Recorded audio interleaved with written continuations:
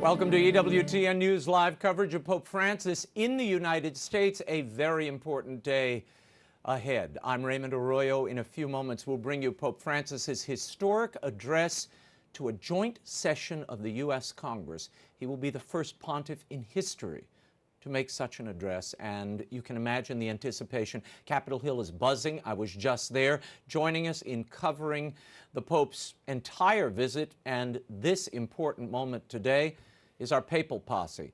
Robert Royal, editor-in-chief of thecatholicthing.org, and Father Gerald Murray of the Archdiocese of New York. Thank you both for being here. What a day ahead. This is going to be something. We've got a special guest who'll join us a little later. If you have a question or if you have a comment, you can reach us at papalvisit@ewtn.com. We're also on Twitter. I'm at Raymond Arroyo. I'll be live tweeting throughout, taking your questions. This is going to be a momentous moment that will see the Pope not only address the Congress, but make his way to New York. So we're going to be covering events in two cities for you live. Here's what we'll bring you today. Pope Francis's address to the joint session of Congress. And after that, after being with some of the most powerful people in the world, the Pope joins some of the most disenfranchised and the poorest. He goes to St. Patrick's in the city. It's a homeless shelter that Catholic Charities runs. And from there, he'll depart from Joint Base Andrews and arrive at JFK in New York. At that point, this evening, we will bring you the Vespers service live from St. Patrick's historic cathedral. It is spectacular, beautiful restoration. We will see that and be in New York with you live. Now, following yesterday's Mass at Catholic U, Pope Francis made a very significant unscheduled stop that I need to share with you, and then I'd like to discuss with the papal posse here. He decided to visit the embattled Little Sisters of the Poor. You'll remember they are involved in a lawsuit against the federal government, particularly against the Obama administration, over that mandate, that Obamacare mandate that demands that employers make contraceptives, abortifacients, and sterilizations available to their employees free of charge. There's the Pope. You're seeing video of him meeting with the Little Sisters, which was a beautiful moment. The sisters were beaming when he came through the door. What is the significance of this, and why wasn't this part of the scheduled itinerary?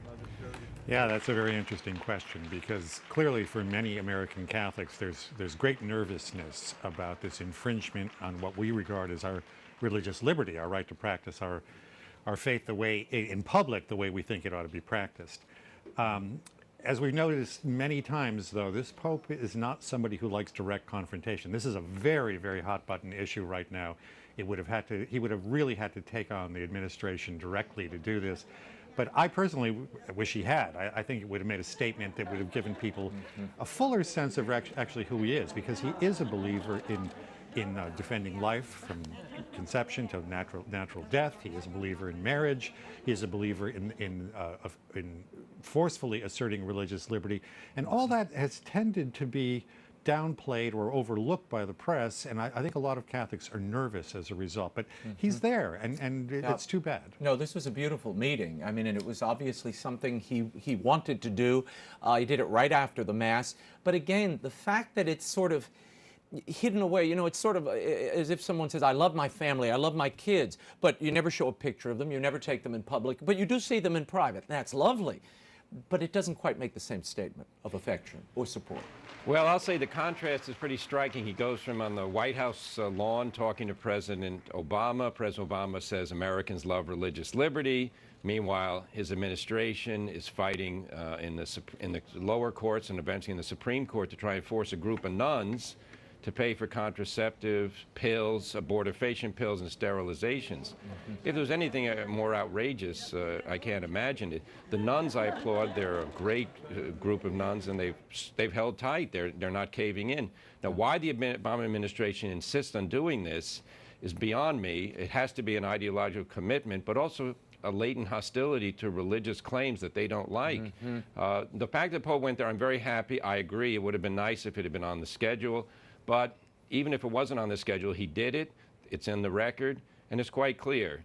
He goes to see the powerful president, then he goes to see the besieged nuns. God bless him. No, it was an important moment to add I wish it had been a little more prominent so it would get the coverage that, quite frankly, another story is getting today.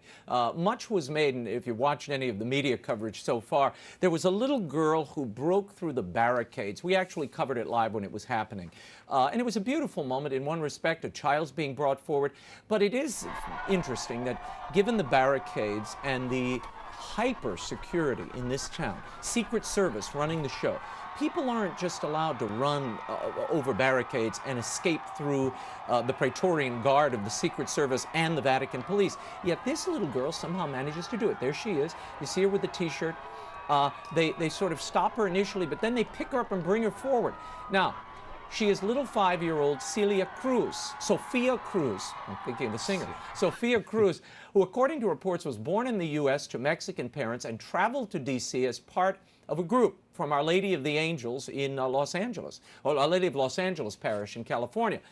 What's interesting here is she handed the Pope a T-shirt, and she was wearing a T-shirt, and it said, Pope, rescue DAPA so the legalization would be your blessing.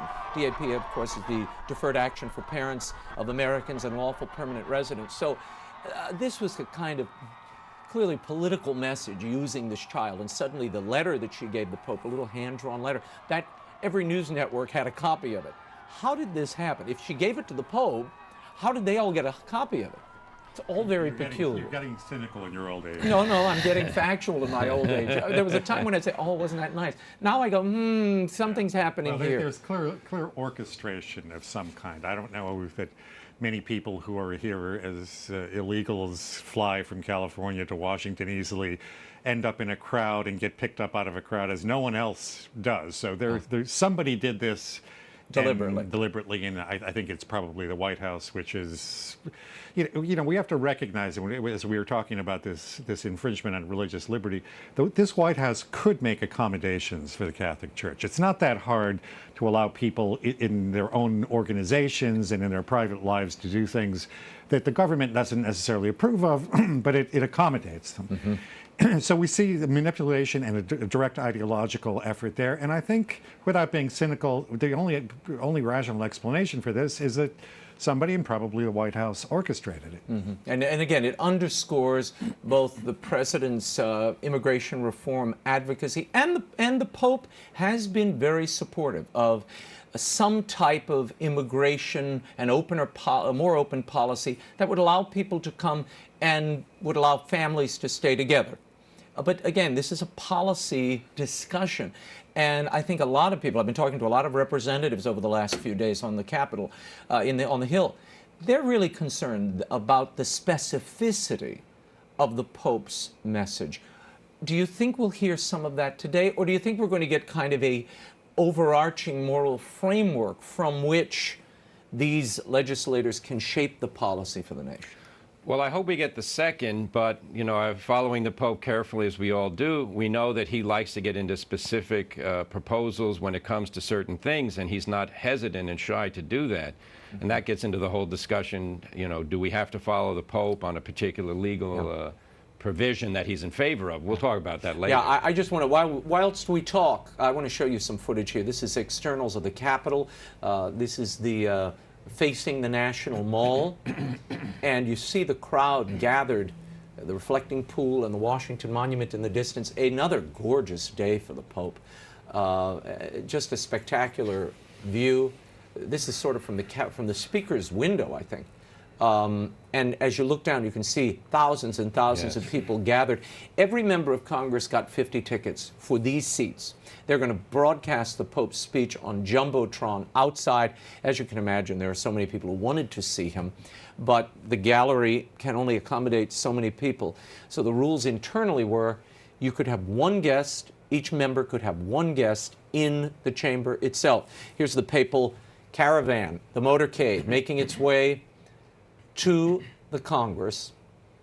And I don't see the Fiat, or maybe I missed it. Oh, it's coming. Or maybe it might have passed already. Yep. And I don't know if he's in the Fiat or the Pope-mobile for this part of the journey. I think he's in the Fiat. Mm-hmm. I was very happy because the representative from my congressional district in Manhattan, Carolyn Maloney, contacted our parish and offered tickets to our parishioners. And one of my prime volunteers came down from Washington to be here. He'll be outside the, Wow. the congressional Be building. attending, yeah. And there you see everybody outside the on the Capitol front. It's or actually this is the back of the rear of the Capitol. Yes. We think of this as the front. It's actually not, which faces the mall, the National Mall. You see, it's a little blown out, hard to see here, but that is the Washington Monument at the end of it, and that street on the right-hand side you see, that's Pennsylvania Avenue. And I believe the Pope will go down Pennsylvania as he makes his way after this to St. Patrick's. Now, I spoke recently with former ambassador to the Holy See, Jim Nicholson, and I asked him what he expected to hear from the Pope today. He's going to be at this Capitol address. Here's what he had to say. A little preview. You will be on Capitol Hill, a guest of the Speaker, when the Pope addresses this historic joint session of Congress. What do you anticipate we will hear from him during that address?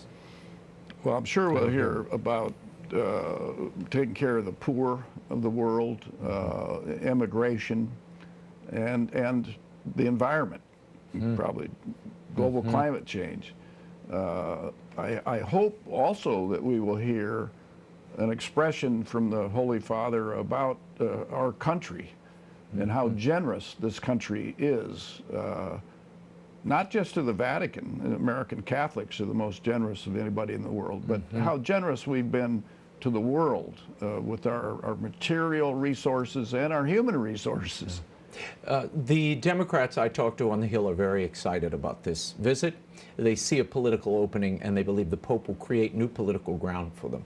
The Republicans are very skittish. Some are even boycotting, have announced that they're boycotting this visit. Is that appropriate? I wish they wouldn't do that. The Pope has said that he thinks he has things to learn. In fact, he said his father was an accountant and he was allergic to numbers, and he doesn't understand much about economics. Well, the real motor of the success of this country has been our economy. I mean, coinciding with our value system that flows out of our Constitution. If you're going to opine on these things, you really should know how they work. And he can't know everything, but he can get that expertise around him about this experiment in democratic capitalism and what it's meant and what it still means to people, not just in this country, but in the world, to raise them out of this poverty that he abhors. What are you most looking forward to as a Catholic, very quickly, from this visit?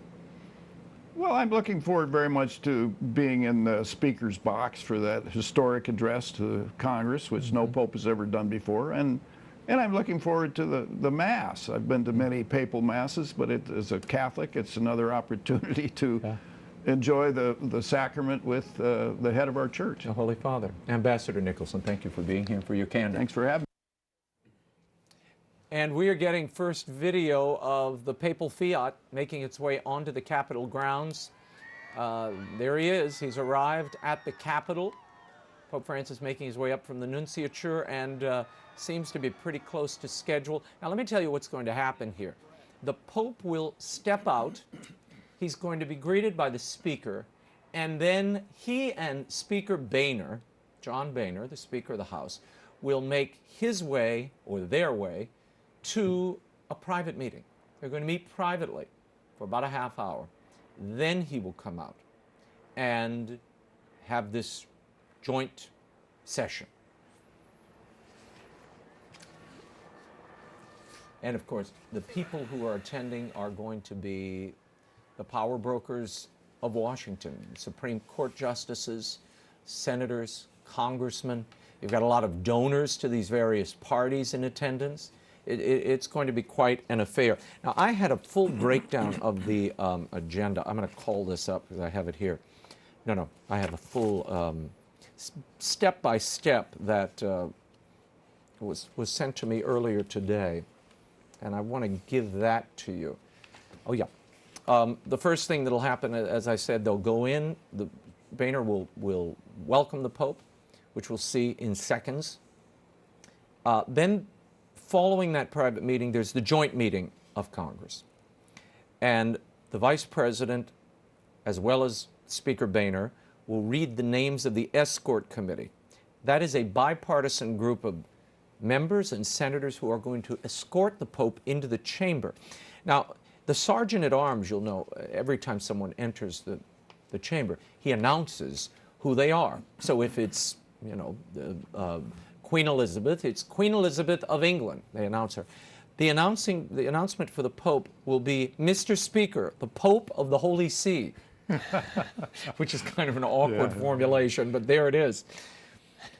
So that's we will see that happen in moments. They are also going to stop by Father Junipero Serra, who was just made a saint by the Pope. There's a statue of him in Statuary Hall. The Pope will venerate the statue for a moment. Then he goes to the West Front, which is what we were seeing earlier. This is not this is the east side. The West Front is on the other side. He'll go to the Speaker's balcony and greet the people outside. There are about 50,000 tickets. The military band will be on the terrace. They have various inner-city Catholic school children from Washington. And they will all take part in this momentous moment. And you can feel the excitement watching this, and as you walk through. And this Capitol Hill area, we have to tell you, we're broadcasting from Capitol Hill. It's a bit of a ghost town. Look at John Boehner.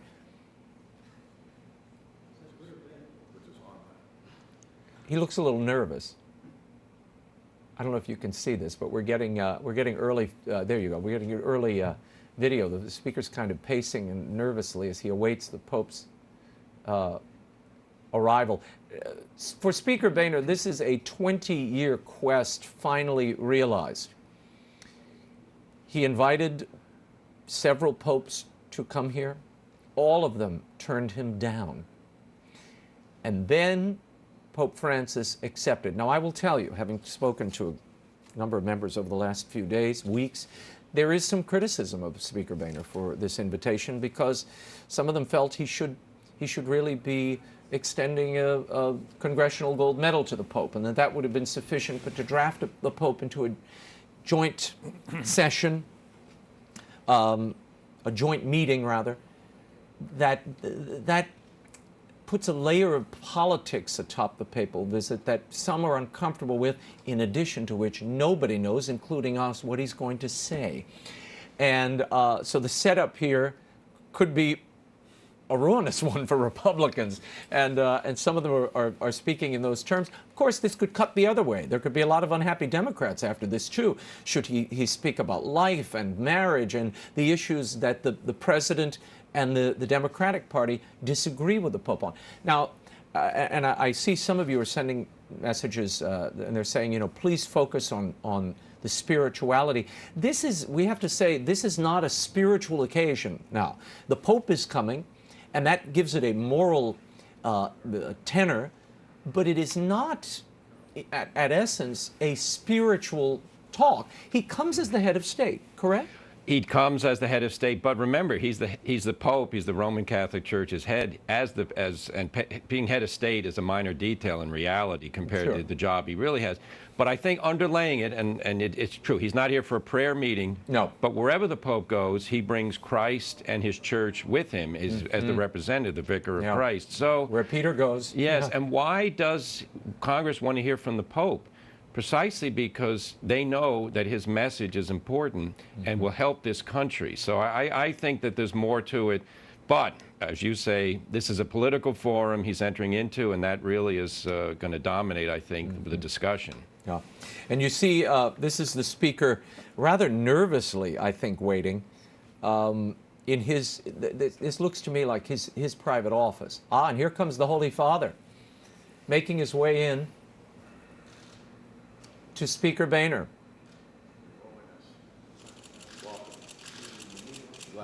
Really glad that you're here.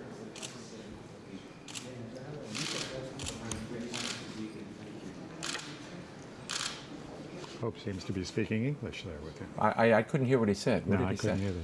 But John Boehner's welcoming the Pope. And again, the speakers have been given specific instructions the Speaker has to his members not to kiss the ring of the Pope, not to hug the Pope, but he's hugging Cardinal Wuerl, meeting the papal delegation here. And that's Archbishop Vigano, the Nuncio. the nuncio of the United States, on the left-hand side of your screen. And again, you see here an official delegation, the Pope's delegation. He comes as the head of the Vatican City State, which will be pointed out today. Thanks so much for the invitation. The Pope seems to be enjoying this encounter, as he likes to say.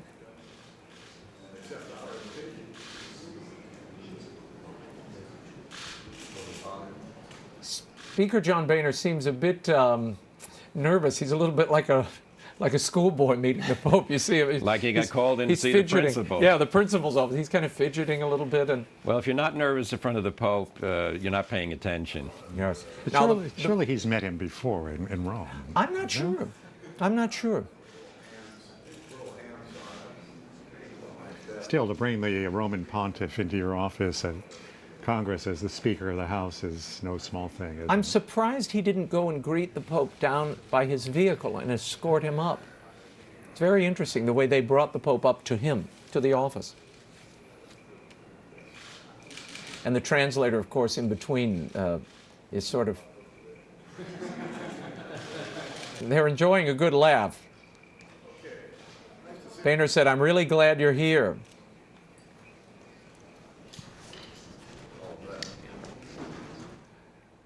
And this is Statuary Hall. We actually have our producer, Christina, there. We will be speaking to a number of representatives when this is over, when the Pope has addressed this session. You see the Junipero Serra statue on the left-hand side of your screen. Every state sends 2, I believe, statues to the Congress. This is one of the statues for the state of California. He holds a mission in his left hand. It's kind of hard to see, and a mission cross cross. up in his Yes. right hand. But there's literally a little mission, like a model of a mission in yes, his in left his hand. left hand, I Of course, see, the man yes. who built the missions Yeah, in the Camino California. Real, as they call it, the royal way.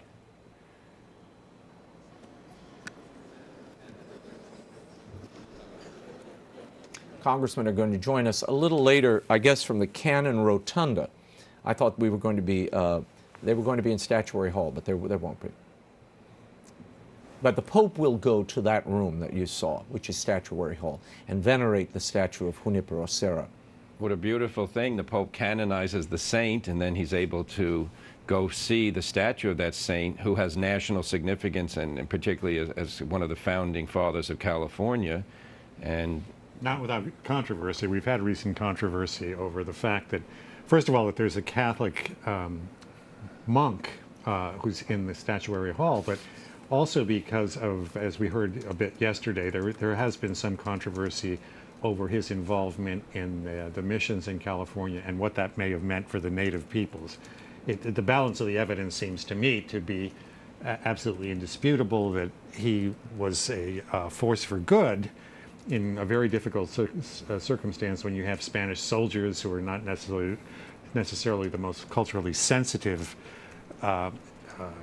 people in these difficult circumstances. He, like many other religious during the age of the encounter, actually helped defend the native Yes. peoples and helped raise up their cultural level. There were some laughs outside. Again, we couldn't hear the audio clearly here, but apparently they could outside.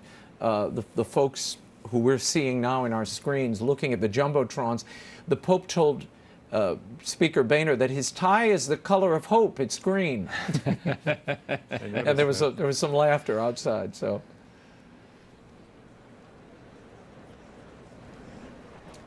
I think we can be sure that Speaker Boehner deliberately chose that green tie. I don't think he's Irish, but I almost at one point thought maybe he did it for that reason. Some are saying I was hoping Speaker Boehner would have kissed the Pope's ring. I think it would have been more appropriate. But you know, he comes as a head of state, and this is in his sort of official capacity. And I think there was some reticence on the part of the Speaker and all of Congress. They didn't want this to be seen as co-congregationalists greeting the leader of their faith, but rather the leader of a city-state, of a sovereign entity.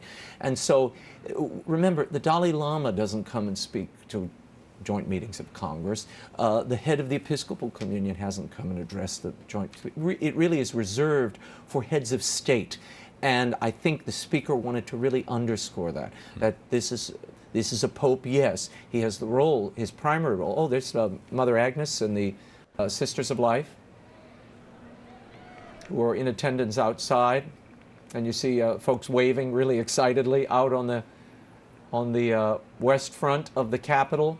The Argentinian flag up at the top of the screen there. And Hawaii makes an appearance. Hawaii, aloha. It feels a little bit like like 4th of July. Yeah. You know, less hot, thank goodness.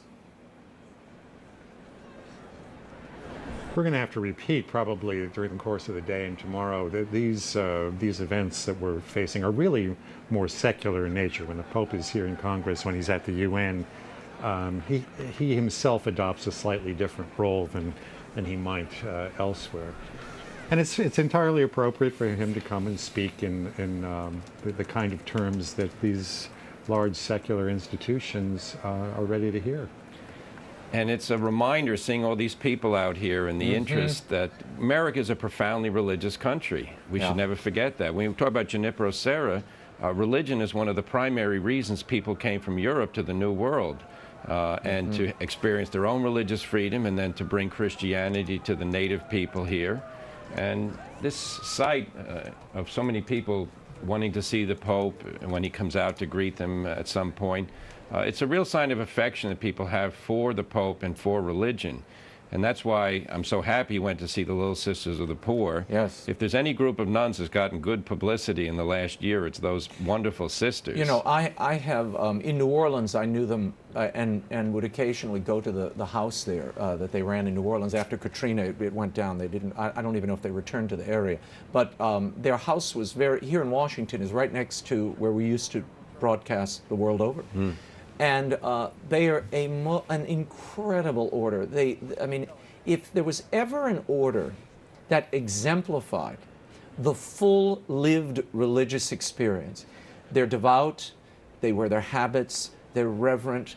It's the full gospel they embrace, and yet they devote themselves to the indigent elderly in desperate straits at times, and provide the most loving care. I mean, it brings tears to your eyes as you watch them interact with their residents, and they call them residents. They're not clients, they're not patients, they're residents.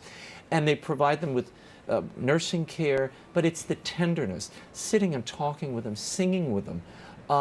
It really is a beautiful testament of love, and to think that that group, of all the groups that you would target, that is the one that should have gotten the instant accommodation, just because it's such lousy press to be against the Little Sisters of the Poor, who really live out that title every day. Right. They're an incredible order.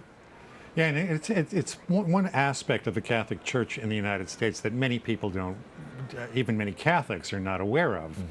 The Church often gets embroiled in these political culture war battles over homosexuality and abortion and whatnot, and people seem to regard that, and the priestly abuse crisis, frankly. Yes.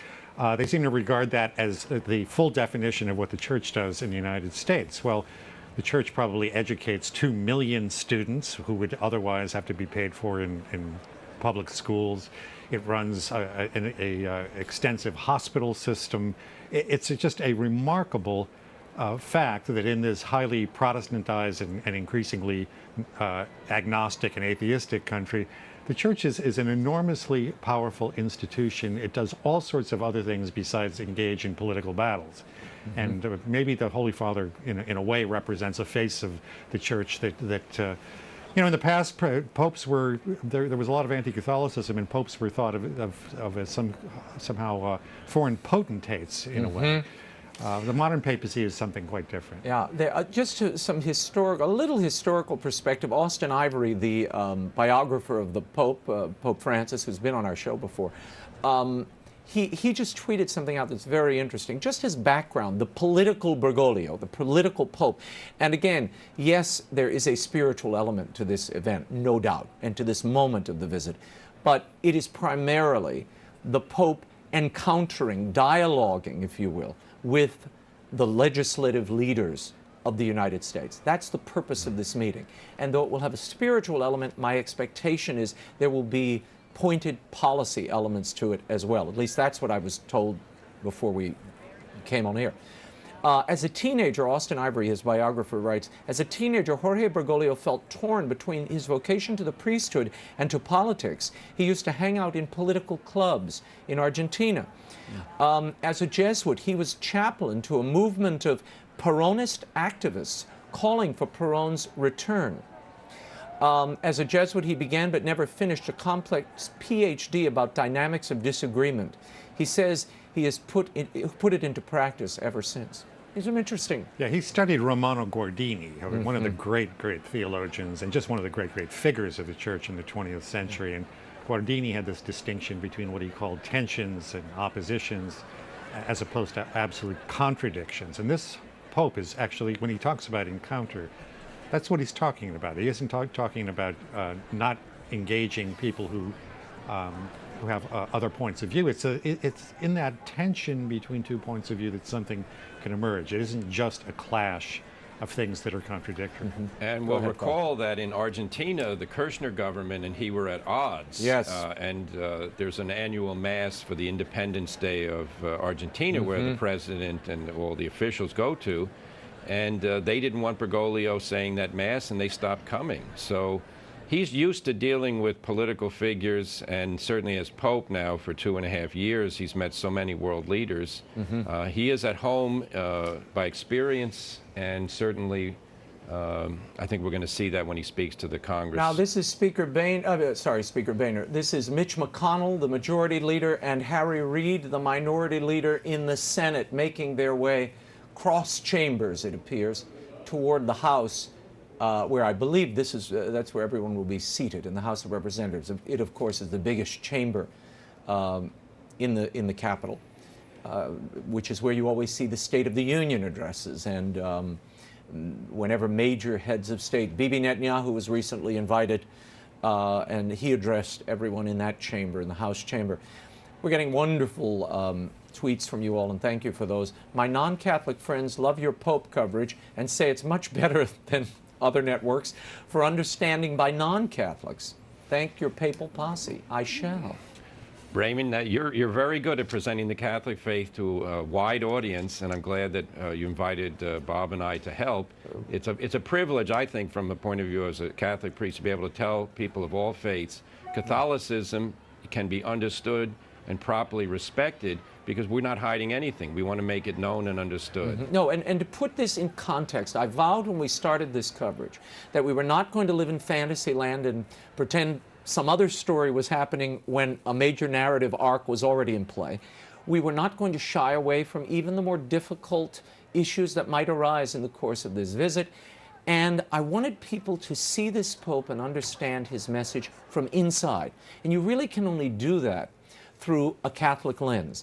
It's why I sometimes get very upset when I watch the coverage in the evenings or in the mornings.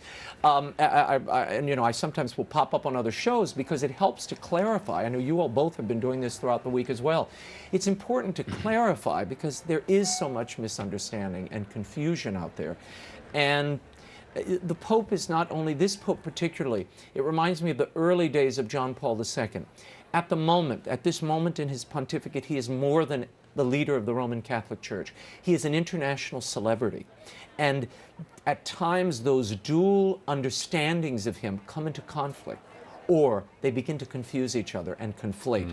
We have to make sure that we separate Pope Francis from this celebrified secular pope that I think there's a mythology being created. I call it Popera. You know, it's kind of its own thing, media creation, that really has nothing to do with Pope Francis. So Well, that's plenty to do with it. I mean, in one way, that's an important part of his personality. That That's he's true. able He's to using reach. it. He's using it. But you know, a pope who reaches out to people and touches them and draws them in is one thing, but whether they understand exactly what he's doing is quite another. Because we read in the secular outlets things that are just remarkable. Yeah, no, it's stunning, stunning. I have to say, and I want to underscore this, no matter what we hear from the Pope today, the Holy Father, though, you know, he does offer speeches, some of them very moving, some of them challenging, many of them folksy and homey and warm. I think it's safe to say it is not the words of this pontificate where the power lies. He really communicates in his gestures and in the things he does around the edges of these official events. I mean, I think we're in agreement. No, we commented that during the coverage, both in Cuba and the United States. He's a pope of gestures. He's a pope whose personal style communicates his love. His name, for instance, Francis, he's a great devotee of the saint of poverty and of caring for nature, preaching the gospel of Christ. No, it's the words, sometimes we have to understand them, what he's really saying, but the gestures speak for themselves. I also love, we are being watched by so many people all over the world. There are kids in high schools watching today. I just got a tweet from Bishop O'Connell High School in Arlington, Virginia. There's your shout out. They wanted us to give them a shout out. There it is. There are people watching in Alaska and London, Ireland, some people getting up in the middle of the night to watch this. So it's a marvelous opportunity for us. We're delighted to bring this to you. And again, we're going to try to bring you all the contours, edges, and context of this very important visit. And I would be remiss if I didn't mention our dear Mother Angelica, the foundress of EWTN, and, you know, such a big, important part of my life and my heart. She gave and continues to give a lot to bring this coverage to people. And I don't think anyone really has a proper appreciation of the depth of sacrifice personally that she made over many, many, many years to allow this network for the Catholic Church to have a beachhead in broadcast, a beachhead that now extends to cable, shortwave, AM/FM radio affiliates, wireless radio around the country and world, the internet. It goes on and on and on. She is such a, I think, emblem of not only that can-do American entrepreneurial spirit, but someone led by the Holy Spirit. And when that sort of liberty, now that we're in America and about to go to Congress, when you combine liberty with a spiritual mission like that, amazing things happen. And we're blessed being in the United States and having so many wonderful exemplars of the faith that have lived that faith large and allowed others to experience it as well. So a kiss to Mother Angelica that I'm sure you all share in sending out. No, we love Mother Angelica precisely because as a Catholic school graduate myself, we usually underestimated nuns. You know, they could always see what we were doing, like they had eyes in the back of their heads. She was way ahead of a lot of media executives in figuring out how to get the gospel message out through modern communications. And I have to say, EWTN represents absolutely what we need. It's completely orthodox, completely faithful to the doctrine of the Church. Spirituality is not an add-on, it's at the center of this. And it's professionally just what we need to be able to cover these events and to bring the message of Pope Francis now to the United States. And I'd like to think that we preserve, at least I try, some of her spunkiness. Mother was always unafraid to sort of tell it like it was, tell it like it is, and follow the truth where it leads. And that's really my philosophy. Pope Benedict was such a believer in this. He had that great line, I will follow the truth wherever it leads. And that is, at times that can be a tricky path, I have to say. It can be a dangerous path, but you know what? You only go around the carousel once. We may as well do but it it's right. also been successful. You know, lots of people have tried to do This is Catholic true. TV. This is true. And it is tricky because to present a complex faith like Catholicism with its wonderful history and theology and philosophy, etc., all that, to present that on TV, given that, as we know, there are limitations on TV broadcast, it's an achievement, and then to have also been successful as a business. It's unique. It was never a Unique in the business. world. Believe me, Mother was never a businesswoman. She really was an evangelist extraordinaire who knew how to engage the people. And before Pope Francis, really, long before Pope Francis and his kind of homey approach, she had that. That was always her connection to the audience. Homey, direct, people believed her, they loved her.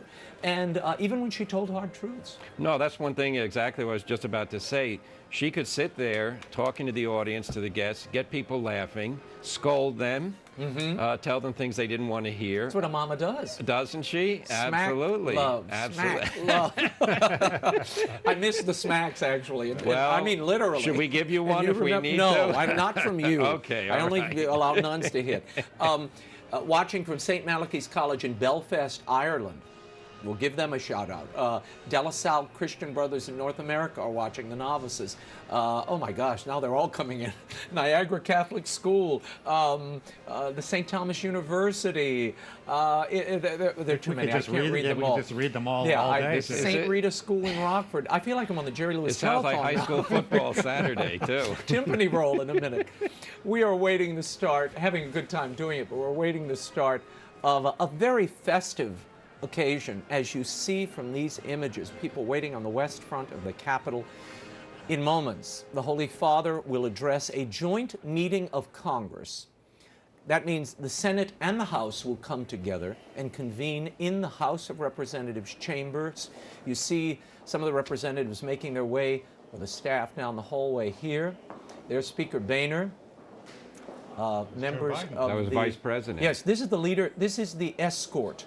Okay, this is an escort that is going to carry the Holy Father into the chamber, and these were particular members that were chosen to be part of this escort, according to the official plan.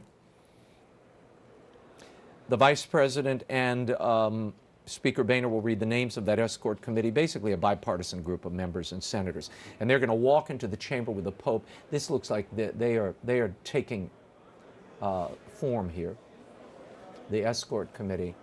So the Pope will probably join the end of this train and then be ushered in. And we are delighted that all of you are watching from all over the world. My goodness, Uganda, the schools are everywhere. I mean, I can't get to them all. Ottawa, Canada, Hollywood. It's amazing. We have Brunswick, Ohio, the 7th graders at St. Ambrose. It's delightful. It's delightful to be able to bring everybody together. Kingston, Jamaica, around the Holy Father. Everybody looking in. Elizabeth Warren there, who is whispered to possibly be a Democratic candidate for president, is there. I see Senator Portman, Rob Portman there on the left-hand side of your screen. And other members lining up, and senators. The excitement is palpable. There is a little nervousness. There is absolutely a little nervousness. As you talk to some of these members, both Democrats and Republicans. I had a chance to be with a group of, a couple of senators and some Congress people the other night, and they were all a bit on pins and needles, the Pope of surprises. What is he going to do? What is he going to say? They're all, have you seen it? Can I see it? Give me the speech. I said, look, I wish I had a copy of it. I'm sorry. I was briefed. I saw a draft early on, but, you know, with this Pope, you never know. Everything can change on a dime. The only thing that I think will probably keep him fairly close to the text is his lack of comfort in English. And so that will probably restrain him. But you know what? They could very easily have written something extempore out in the Fiat on the way over. People are watching from Ireland and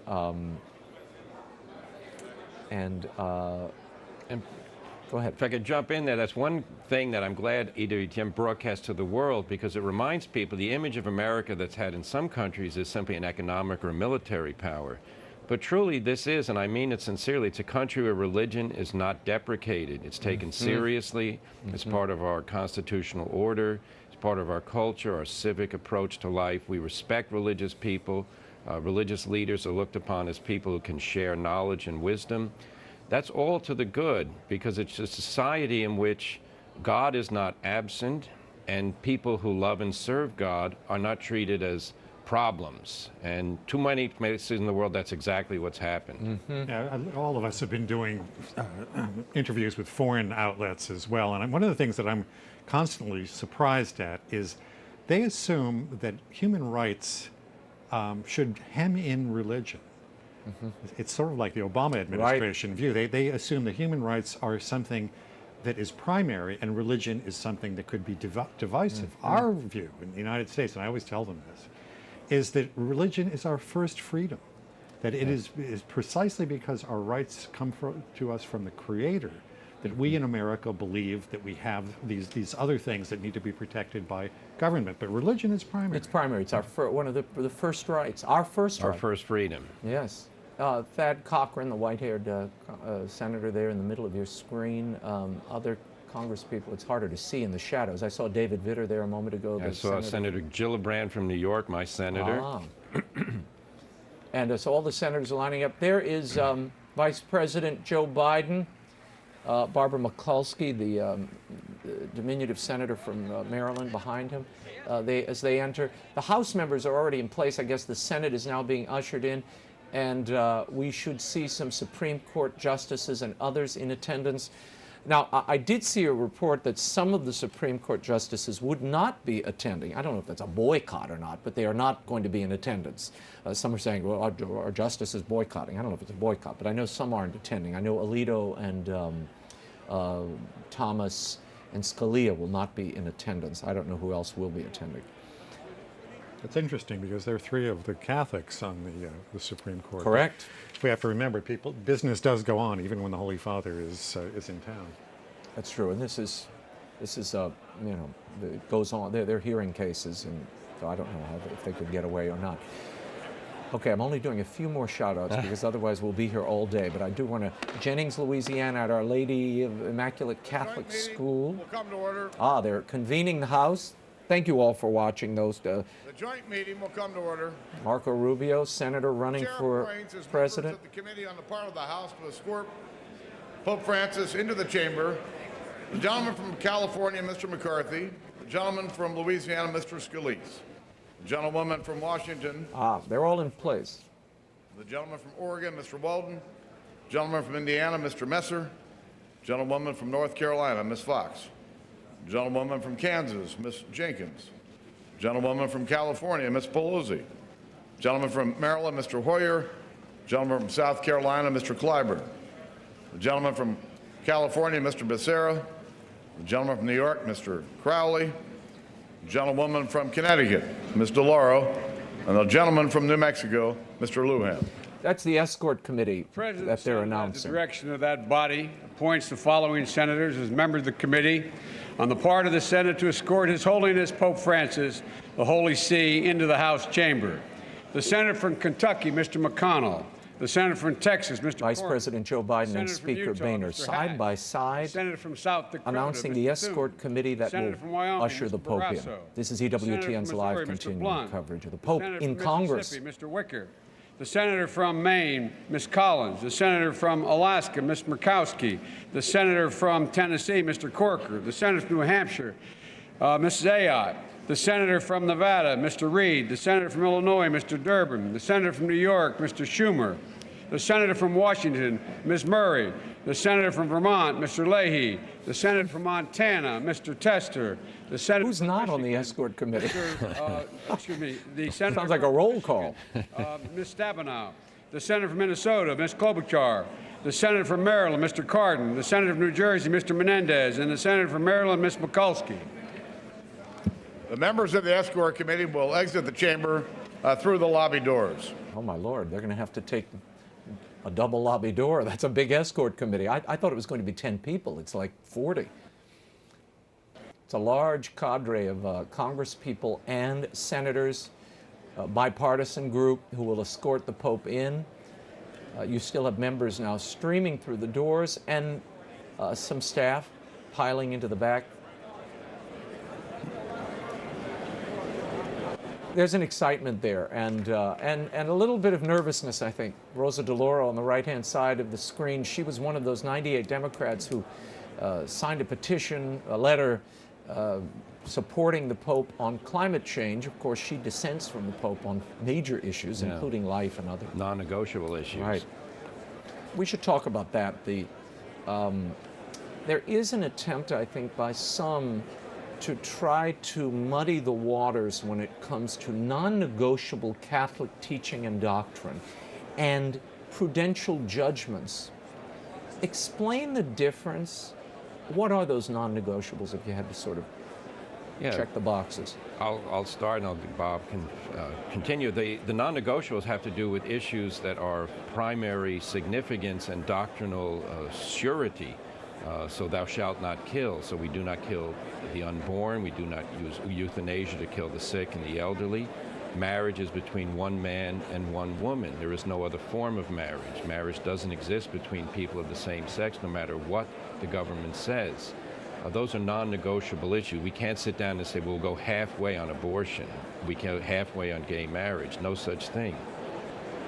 Bob, you want to? Yeah, well, and to take the other side of this question up, sometimes people say, well, look, you care about children in the womb, but you don't care about people when they're here. This is utter nonsense. As we just got finished saying about the Little Sisters of the Poor, the church is the institution, not only here in the United States, but around the world, that most provides relief, poverty relief, provides food, provides shelter to people. And the church institutions aren't just international ambulance chasers. You know, when there's an earthquake in Haiti, or there's a tsunami somewhere, then all the helping groups come in briefly, but then they go home. The church is there, and usually these agencies that come in when there's a disaster go to the local church officials, because they know the lay of the land. They know the people. They know how to get food in. They know where the problems are going to be and where the solutions may be able to be provided. Mm-hmm. Specifically here in the United States, a lot of people will say, for example, well, we're good on, the Democrats are good on poverty programs, the Republicans are bad on this. But poverty programs are intended to address poverty, just as environmental measures are intended to address environmental problems. There can be differences of opinion about how to do that. The recent popes have said that not all moral issues are on the same plane. As Father was saying, we simply can't ever countenance the killing of innocent human life. That's beyond the pale. It goes back to our Jewish heritage, to the Ten Commandments. And there are similar things like this. I think that the way that marriage is being disrespected right now is a fundamental challenge to the Christian view of the human person and of society. Tom Farr, who's been on our show before, who runs an excellent program at Georgetown University, sent us some quotes, important quotes. Politics, Tocqueville noted that religion is linked to political opinion by affinity. And George Washington, in his final address, said, American democracy, if it is to succeed, requires religion and morality. Let's see how they mix today. This is live coverage of Pope Francis going to Washington in the Capitol, the House chamber. In a moment, he will address this joint meeting of Congress.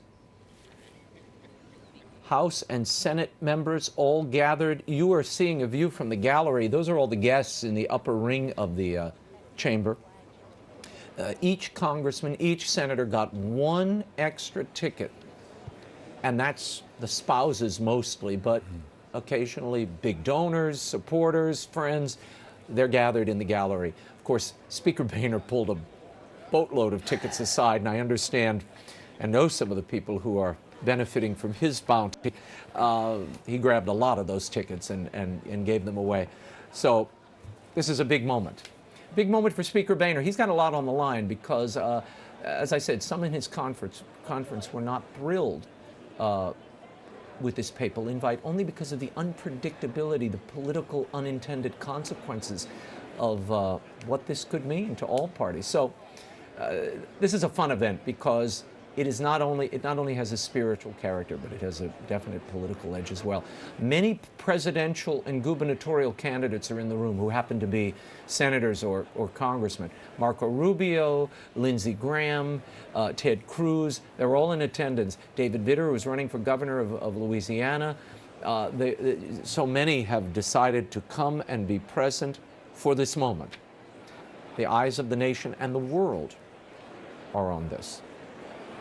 And it's one of the glories of the American system that these people were not appointed. They were elected by the citizens. And the reason they were elected is we have free and fair elections where people can express their opinions, not be censored, get their message out, and then convince the voters to go with them.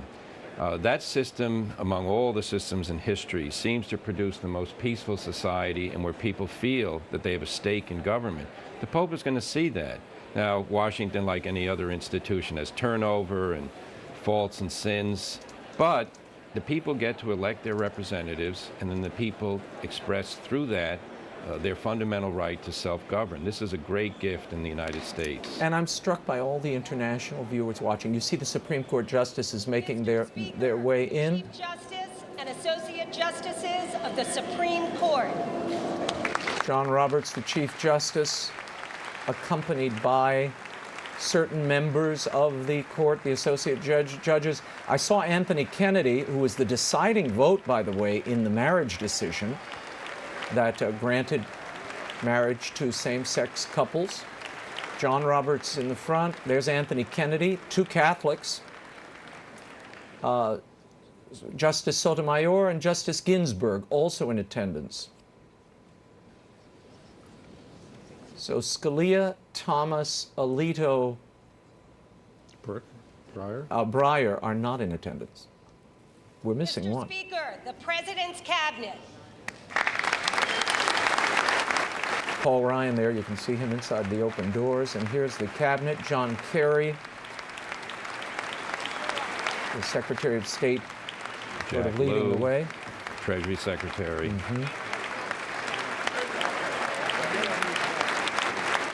These are all the cabinet leaders for the Obama administration. Elena Kagan isn't in attendance. No, she's not there. That was the missing justice. There's Castro, is the HUD secretary. And John Kerry, Secretary of State, recovered from his biking accident. This is EWTN News live coverage of Pope Francis in the halls of Congress at this joint meeting in the House.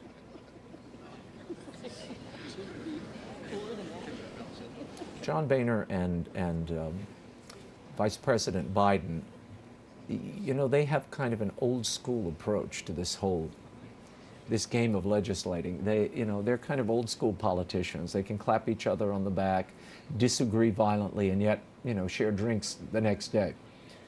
There's John Roberts and Anthony Kennedy, two justices, the Chief Justice and his associate. All of the Washington elite have gathered. What will Pope Francis tell them? We'll find out together in just moments.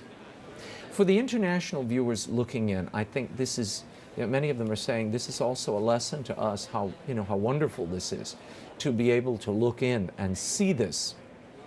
And we feel the same way. We're getting more references on Twitter. I'm looking at, like you, I'm following what's going on. And, oh, yes. Websites directing viewers to come to EWTN, Catholic websites. So. We are delighted to be able to bring this to you unfiltered in its proper context, and also to give you a sense of what's happening behind the scenes, to give you a little insight into the mind of Pope Francis. This is a man who comes from Argentina, a particular political system. He has his own background. He grew up under with the shadow of Perón. He was not, there were things that he saw in the Perón model, Juan and Eva Perón, that he has embraced. You see him utilizing that populist edge that Pope Francis has, the willingness to go to the people and sort of excite them and win them over. This is a kind of Peronist. This has a Peronist touch around the edge.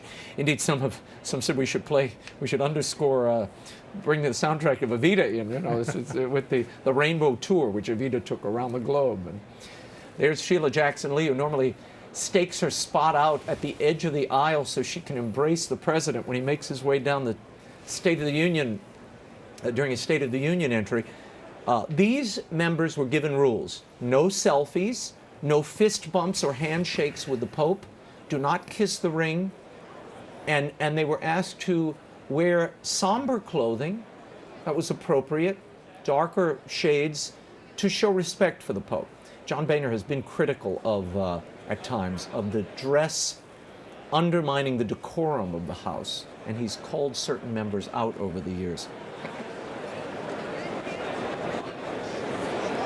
In about a minute and 30 seconds, the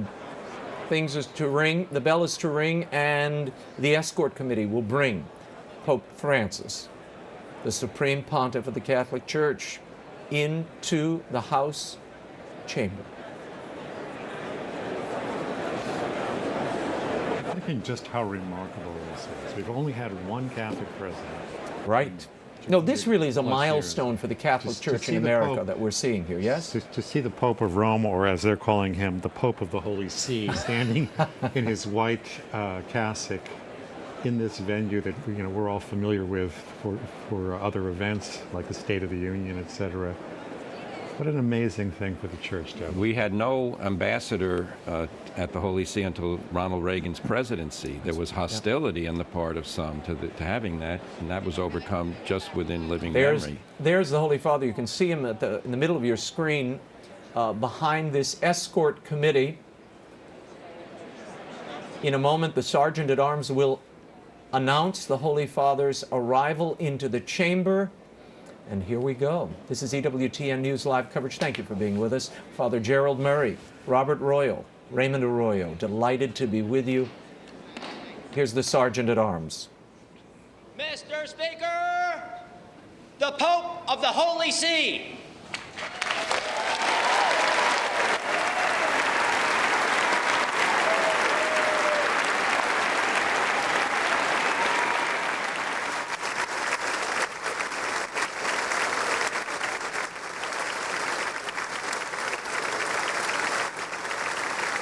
The Pope seems touched by the warm welcome.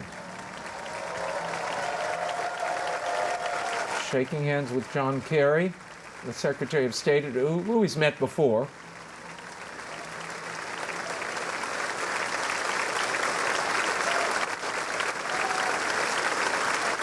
And the Pope making his way up to the dais, just in front of the Speaker of the House, John Boehner, the man who really engineered this papal visit, and Vice President Joe Biden. A Catholic speaker, a Catholic vice president, and I think I read about 20% of the membership here is... Yes, the membership roughly reflects the Catholic population in the country overall. I think it's more than 20%. It may even be slightly closer to 25%. Mm-hmm.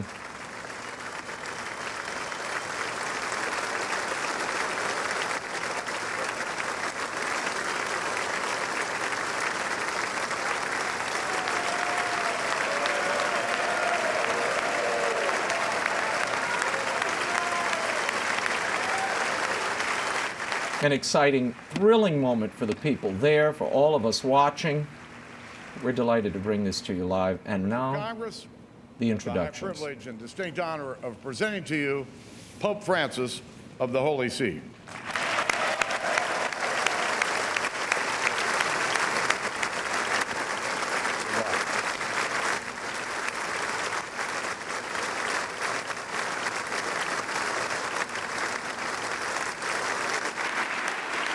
And the applause goes on and on.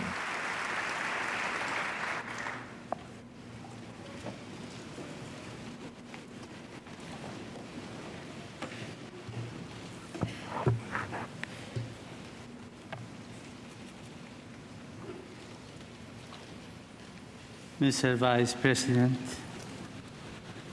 Mr. Speaker, honorable members of the Congress. Dear friends, I am most grateful for your invitation to address this joint session of Congress in the land of the free at the home of the brave.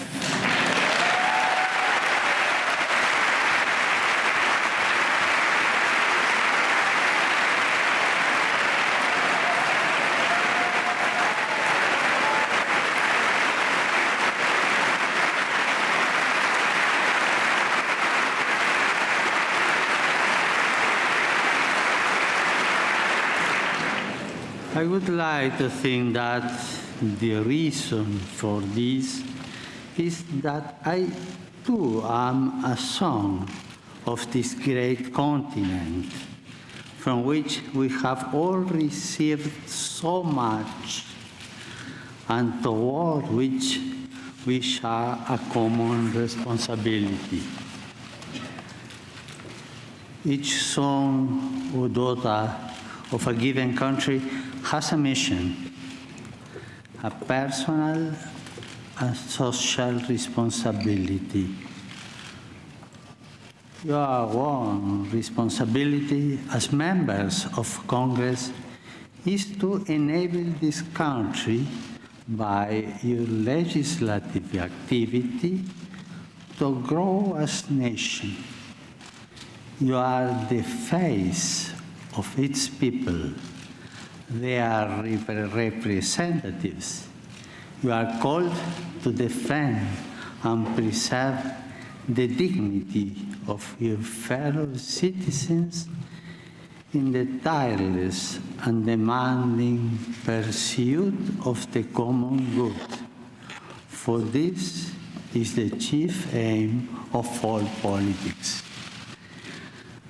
A political society endures when it seeks as a vocation to satisfy common needs by stimulating the growth of all its members, especially those in situations of greater vulnerability or risk. Legislative activity is always based on the care for the people. To this, you have been invited, called, and convened by those who elect you. Yours is a work which makes me reflect in two ways on the figure of Moses. On the one hand, the patriarch and lawgiver of the people of Israel symbolizes the need of people to keep alive their sense of unity by means of just legislation. On the other, the figure of Moses leads us directly to God and thus to the transcendent dignity of the human being.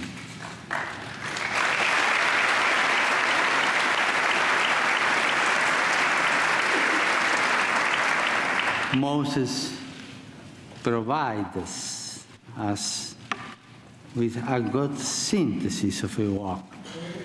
You are asked to protect, by means of the law, the image and likeness fashioned by God on every human life. Today, I would like not only to address you, but through you, the entire people of the United States. Here, together with the representatives, I would like to take this opportunity to dialogue with the many thousands of men and women who strive each day to do a honest day's work, to bring home the daily bread, to save money, and one step at a time to build a better life for their families.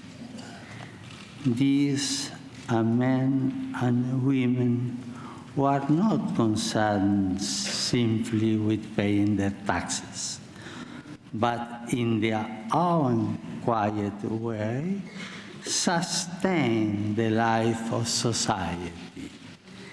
They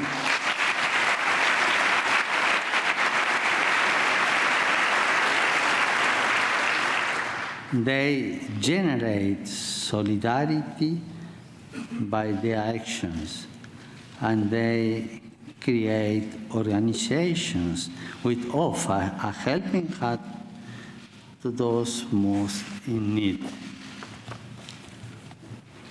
I would also like to enter into dialogue with the many elderly persons who are a storehouse of wisdom forged by experience and who seek in many ways, especially through voluntary work, to share their stories and their insights. I know that many of them are retired, but still active. They keep working to build up this land. I also want to dialogue with all those young people who are working to realize their great and noble aspirations, who are not led astray by facile proposals, and who face difficult situations, often as a result of immaturity on the part of many adults. I wish to dialogue with all of you, and I would like to do so through the historical memory of your people. My visit takes place at a time when men and women of goodwill are marking the anniversaries of several great Americans. The complexities of history and the reality of human weakness notwithstanding, these men and women, for all their many differences and limitations, were able, by hard work and self-sacrifice, some at the cost of their lives, to build a better future. They shaped fundamental values which endure forever in the spirit of the American people. A people with this spirit can live through many crises, tensions, and conflicts, while always finding the resources to move forward and to do so with dignity. These men and women offer us a way of seeing and interpreting reality. In honoring their memory, we are inspired even amid conflicts and in the here and now of each day to draw upon our deepest cultural reserve. I would like to mention 4 of these Americans: Abraham Lincoln, Martin Luther King, Dorothy Day, and Thomas Merton.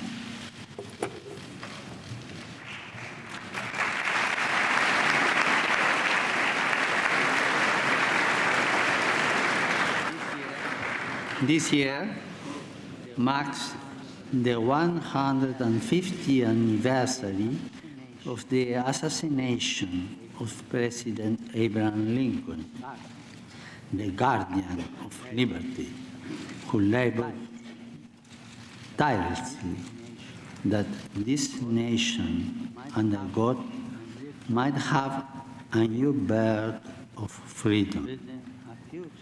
Building a future of freedom requires love of the common good and cooperation in a spirit of subsidiarity and solidarity. All of us are quite aware of and deeply worried by the disturbing social and political situation of the world today. Our world is increasingly a place of violent conflict, hatred, and brutal atrocities, committed even in the name of God and of religion. We know that no religion is immune from forms of individual delusion or ideological extremism. This means that we must be especially attentive to every type of fundamentalism, whether religious or of any other kind. A delicate balance is required to combat violence perpetrated in the name of a religion, an ideology, or an economic system, while also safeguarding religious freedom, intellectual freedom, and individual freedoms.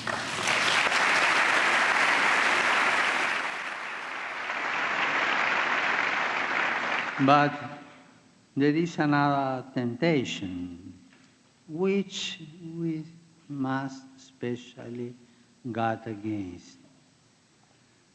The simplistic reductionism which sees only good or evil, or, if you will, the righteous and sinners. The contemporary world, with its open wounds, which affect so many of our brothers and sisters, demands that we confront every form of polarization, which would divide it into these two camps. We know that in the attempt to be feed of enemy without, we can be tempted to feed the enemy within. To imitate the hatred and violence of tyrants and murderers is the best way to take their place. That is something which you, as people, reject.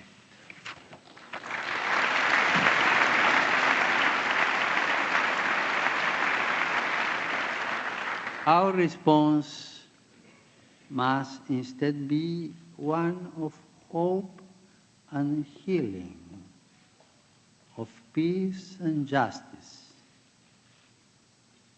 We are asked to summon the courage and the intelligence to resolve today's many geopolitical and economic crises, even in the developed world, the effects of unjust structures and actions are all too apparent.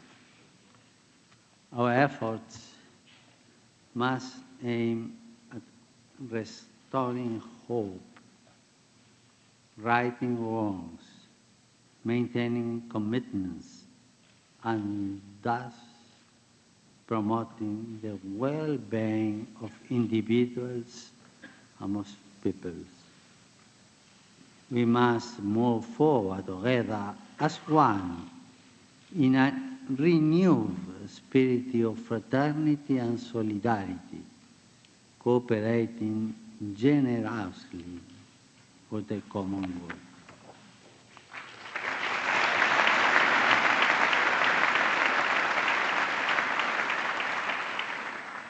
The challenges facing us today call for a renewal of that spirit of cooperation which has accomplished so much good throughout the history of the United States.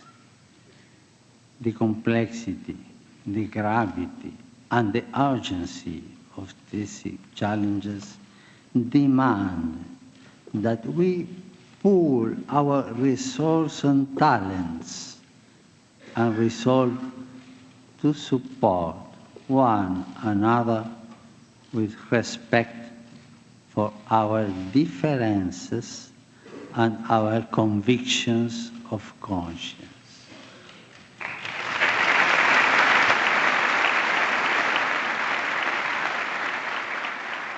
In this land, the various religious denominations have greatly contributed to building and strengthening society. It is important that today, as in the past, the voice of faith continue to be heard, for it is a voice of fraternity and love, which tries to bring out the best in each person and in each society. Such cooperation is a powerful resource in the battle to eliminate new global forms of slavery, born of great injustices, which can be overcome only through new policies and new forms of social consensus. Politics is instead an expression of our compelling need to live as one in order to build as one the greatest common good, that of a community which sacrifices particular interests in order to share in justice and peace its goods, its interests, its social life. I do not underestimate the difficulty that this involves, but I encourage you in this effort.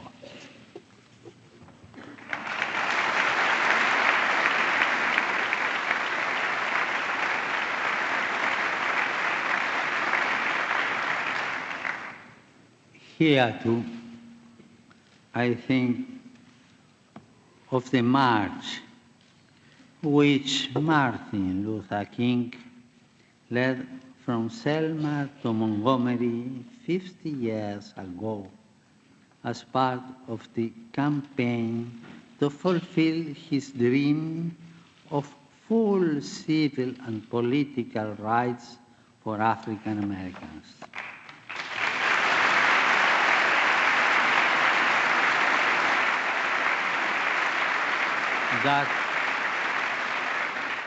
That dream continues to inspire us all. and I am happy that America continues to be, for many, a land of dreams.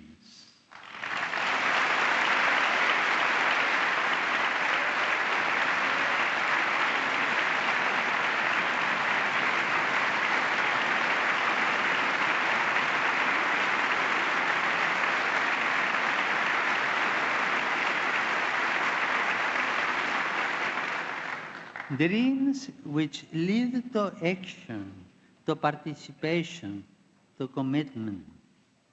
Dreams which awaken what is deepest and truest in the life of the people. In recent centuries, millions of people came to this land to pursue the dream of building a future in freedom. We, the people of this continent, are not fearful of foreigners, because most of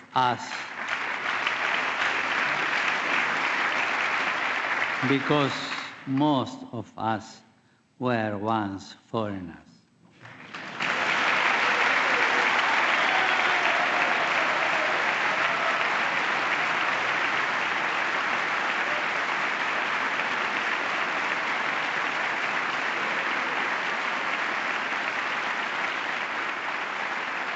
I say this to you as the son of immigrants, knowing that so many of you are also descendants of immigrants.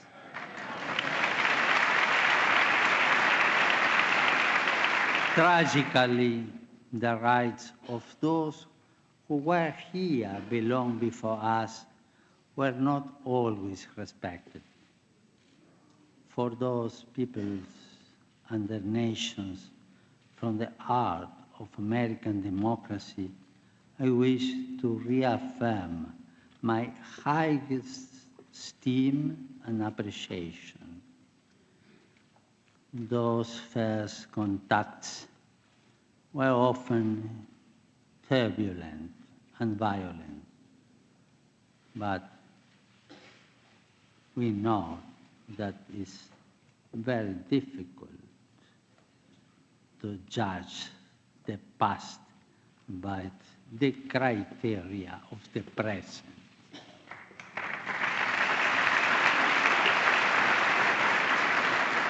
Nonetheless, when the stranger in our midst appeals to us, we must not repeat the sins and the errors of the past.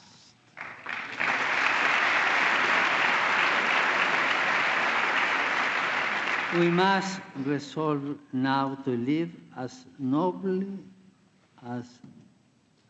and as justly as possible, as we educate new generations not to turn their back on our neighbors and everything around us.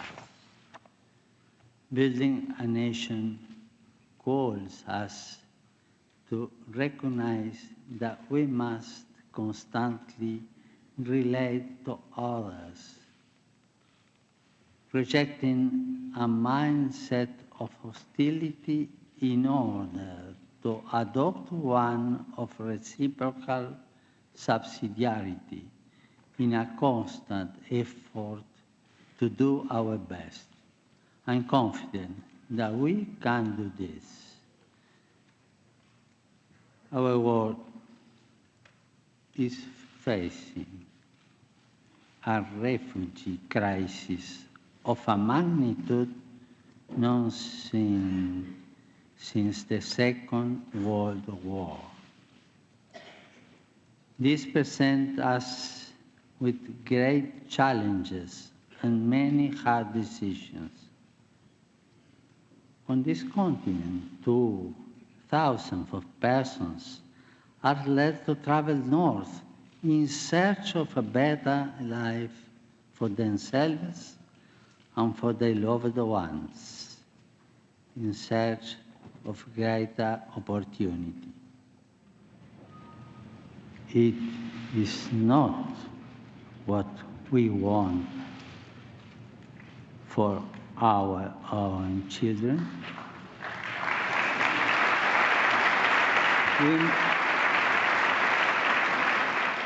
We must not be taken aback by the numbers, but rather view them as persons, seeing their faces and listening to their stories, trying to respond as best we can to their situation, to respond in a way which is always humane, just, and fraternal. We need to avoid a common temptation nowadays to discard whatever proves troublesome. Let us remember the golden rule. Do unto others as you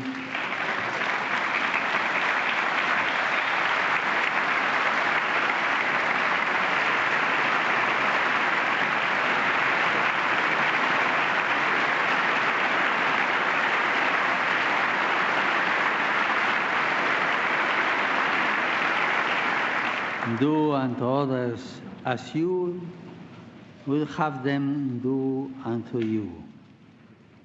This rule points us in a clear direction. Let us treat others with the same passion and compassion with which we want to be treated. Let us seek for others the same possibilities which we seek for ourselves. Let us help others to grow as we would like to be helped ourselves. In a word, if we want security, let us give security. If we want life, let us give life. If we want opportunities, let us provide these opportunities. The yardstick we use for others will be the yardstick which time uses for us.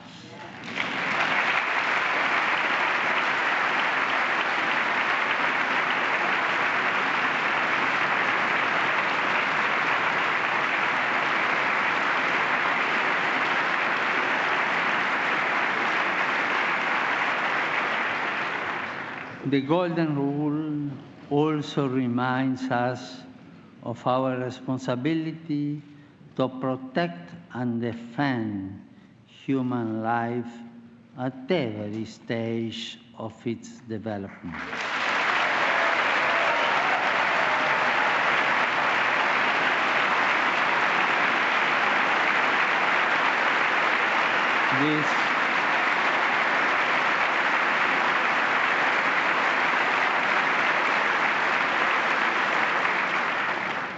This conviction has led me from the beginning of my ministry to advocate at different levels the global abolition of the death penalty.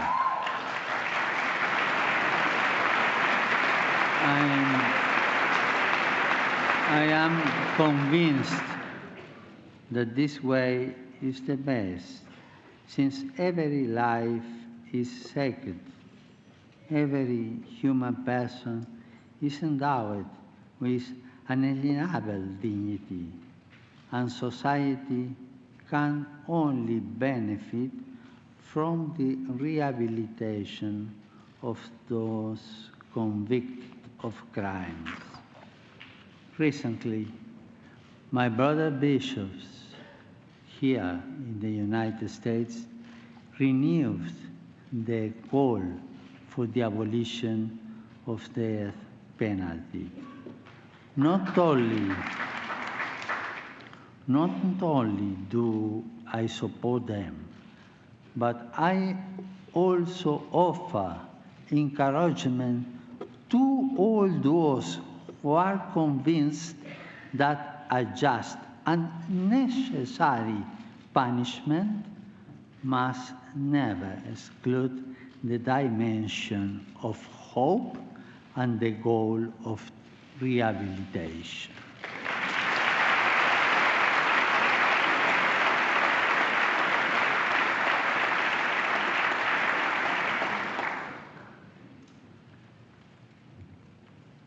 In these times, when social concerns are so important,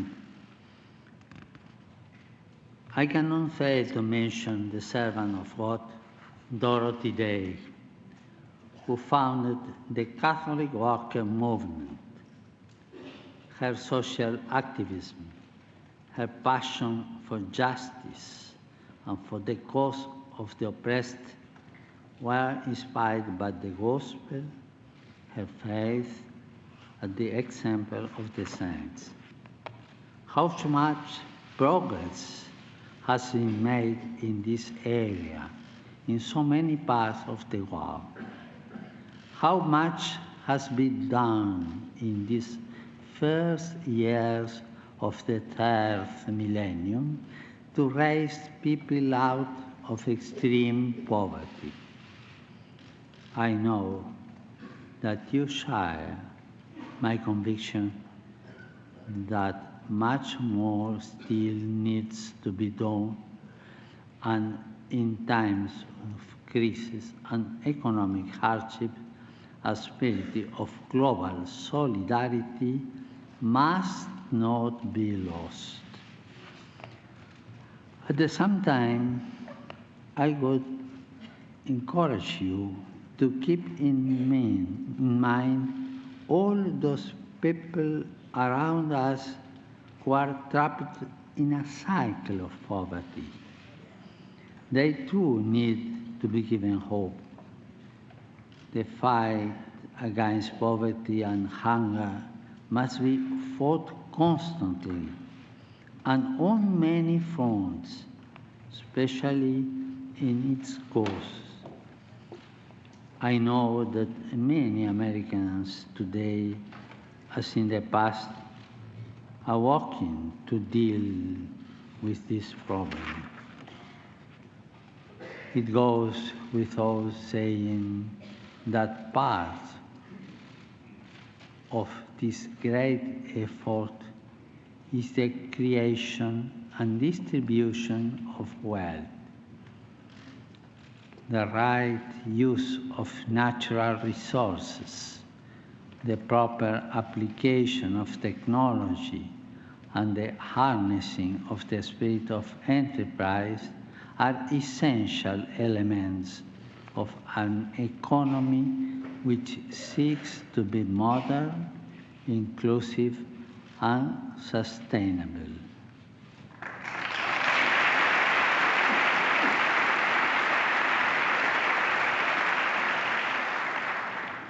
Business is a noble vocation directed to producing wealth and improving the world. It can be a fruitful source of prosperity from the area in which it operates, especially if it sees the creation of jobs as an essential part of its service to the common good.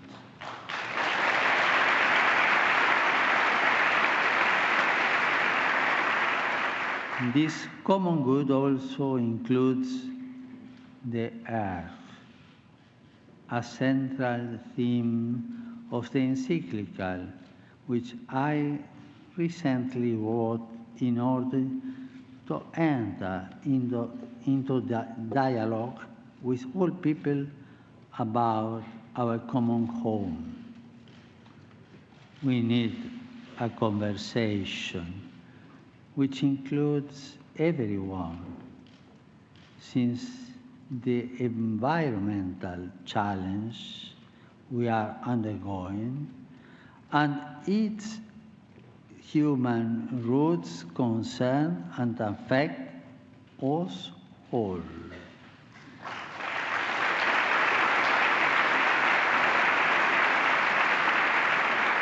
In Laudato Si, I call for a courageous and responsible effort to redirect our steps and to avert the most serious effects of the environmental deterioration caused by human activity. I'm convinced that we can make a difference, I'm sure. And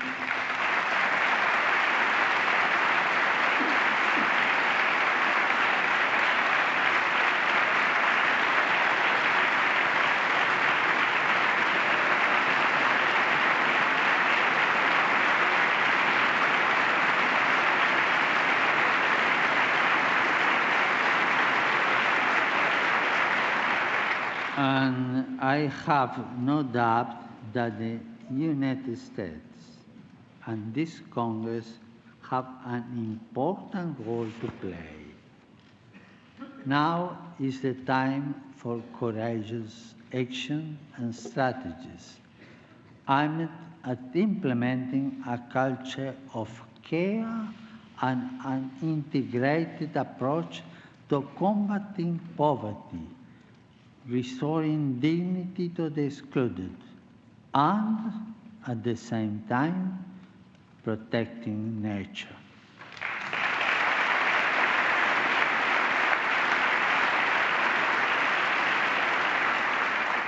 We have the freedom needed to limit and direct technology, to devise intelligent ways of developing and limiting our power, and to put technology at the service of another type of progress, one which is here, more human, more social, more integral.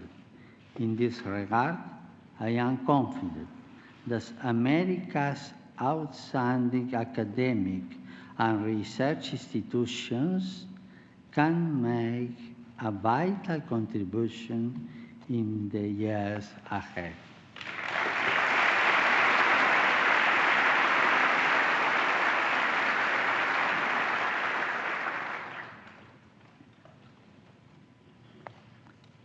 A century ago, at the beginning of the Great War, which Pope Benedict XV termed a pointless slaughter, another notable American was born, the Cistercian monk Thomas Merton.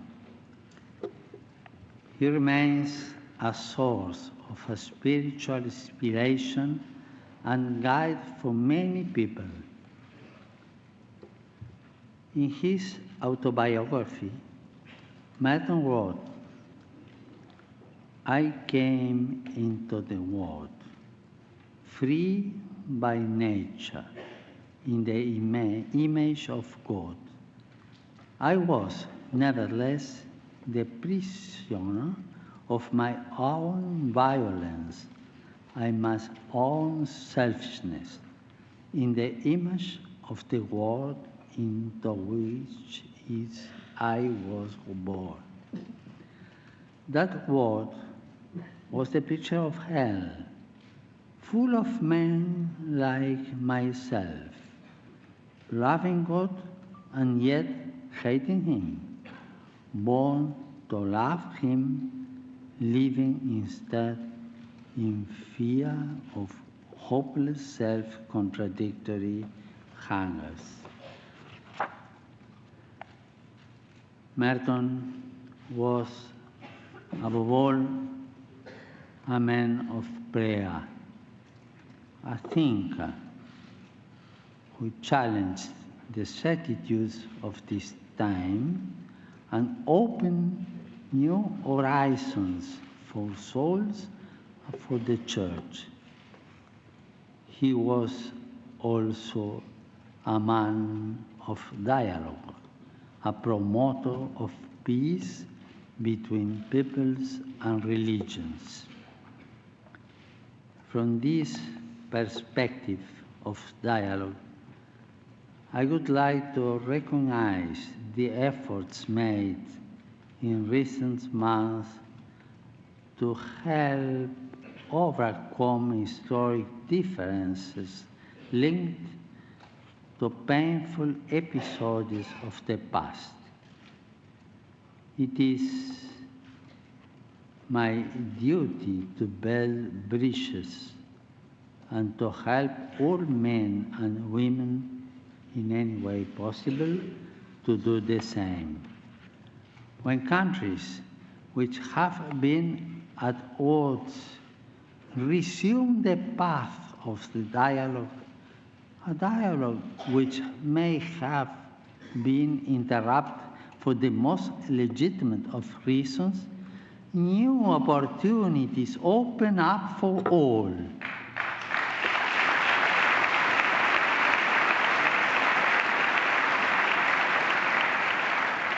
This that required and requires courage and daring, which is not the same as irresponsibility. A good political leader is one who, with the interests of all in mind, seizes the moment in a spirit of openness and pragmatism. A good political leader always opts to initiate processes rather than possessing space.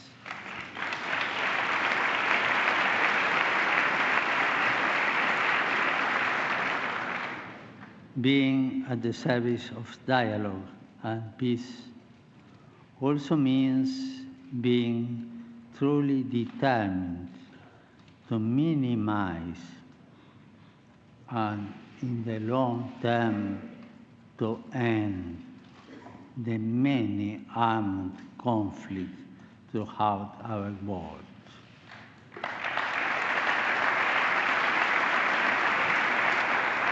Here we have to ask ourselves, why are deadly weapons being sold to those who plan to inflict untold suffering on individuals and society?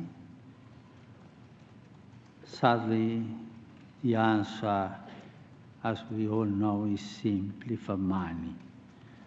Money that is drenched in blood, often innocent blood. In the face of the shameful and culpable silence, it is our duty to confront the problem and to stop the arms stride.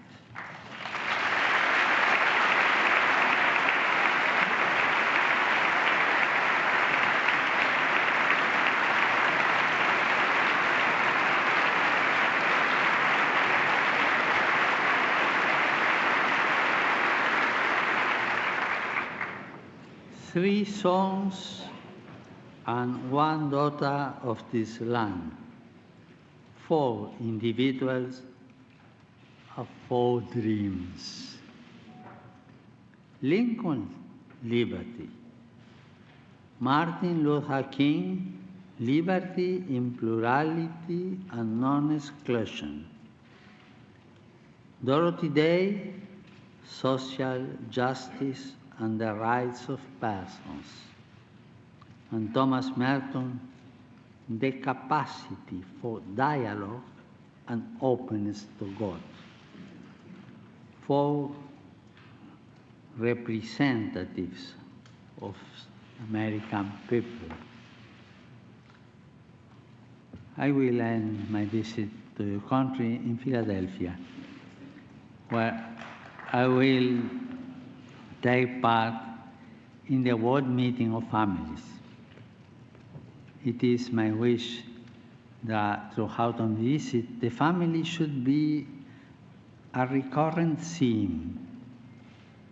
How essential the family has been to the building of this country.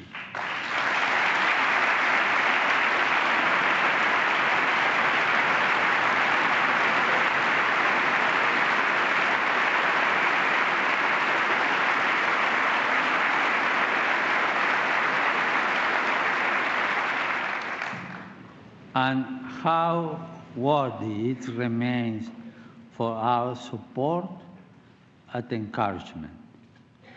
Yet, I cannot hide my concern for the family, which is threatened, perhaps as never before, from within and without. Fundamental relations are being called into question, as is the very basis of marriage and the family. I can only reiterate the importance and, above all, the richness and the beauty of family life.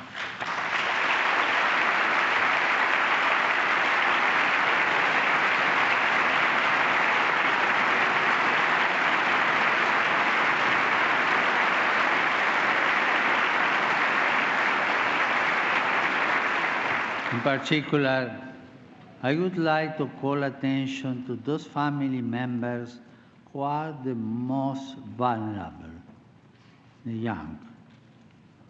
For many of them, a future filled with countless possibilities beckons.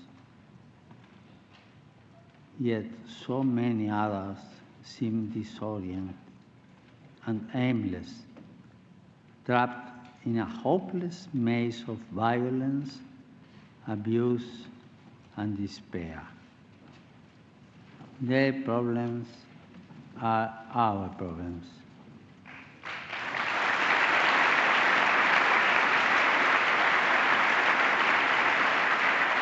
We cannot avoid them. We need to face them together, to talk about them, and to seek effective solutions rather than getting bogged down in discussion. At the risk of oversimplifying, we might say that we live in a culture with precious young people known to start a family because they lack possibilities for the future. Yet, the same culture presents others with so many options that they too are dissuaded from starting a family.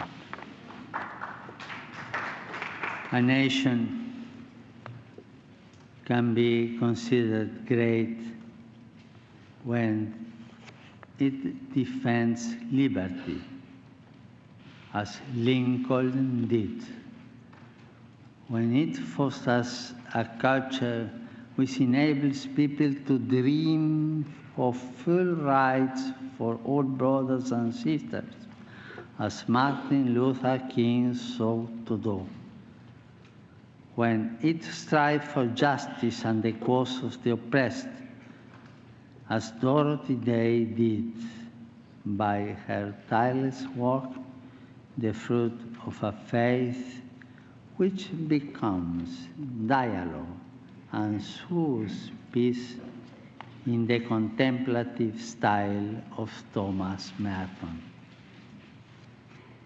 In this remark, I have sought to present some of the richness of your cultural heritage, of the spirit of the American people. It is my desire that this spirit continue to develop and grow so that as many young people as possible can inherit and dwell in a land which has inspired so many people to dream. God bless America.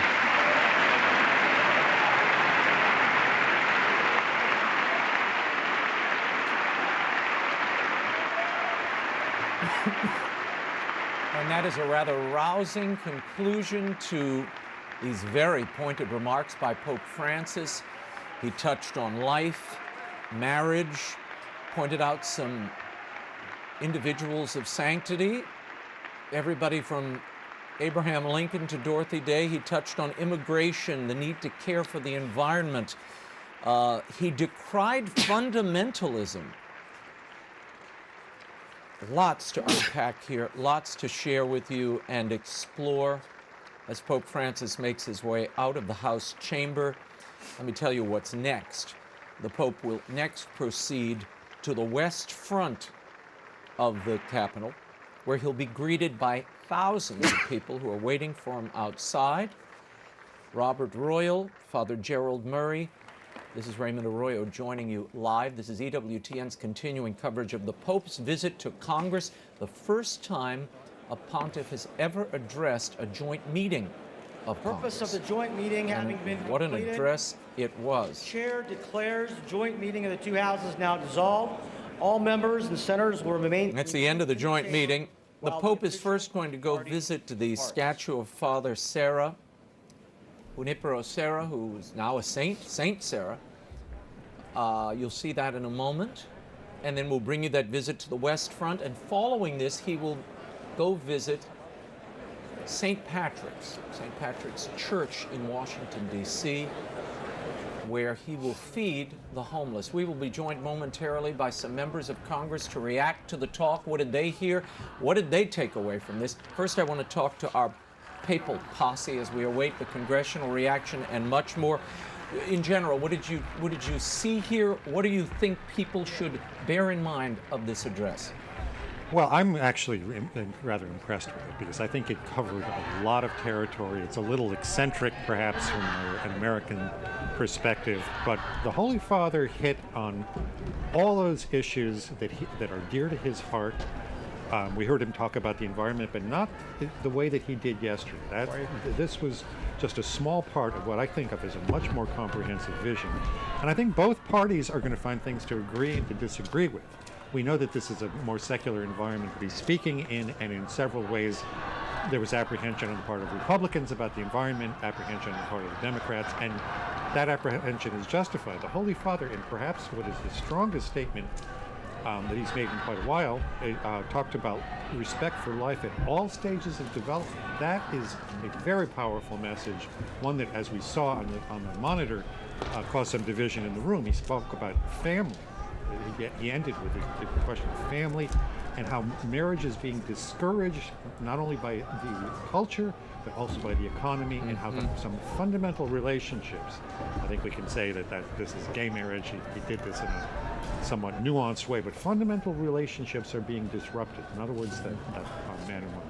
He spoke about globalization, raising people up. He used some technical Catholic language that I think many people probably didn't recognize, but common good is a Catholic principle that was developed precisely to avoid the twin evils of individualism and collectivism. He talked about subsidiarity, so that we have variety in society, solidarity, the dignity of the human person. These are the four things: common good, subsidiarity, solidarity, dignity of the human person. The four basic principles of Catholic social thought. So he got it all in. Yeah, and that line was, the Golden Rule also reminds us of our responsibility to protect and defend human life at every stage of its development. Those are the words of the Holy Father. You see everyone waiting here for the Pope to enter Statuary Hall, and in moments he will go and venerate, and we'll explain what that means, the statue of Saint Junipero Serra. You see it in the lower right side of your screen. You should go full to this, guys.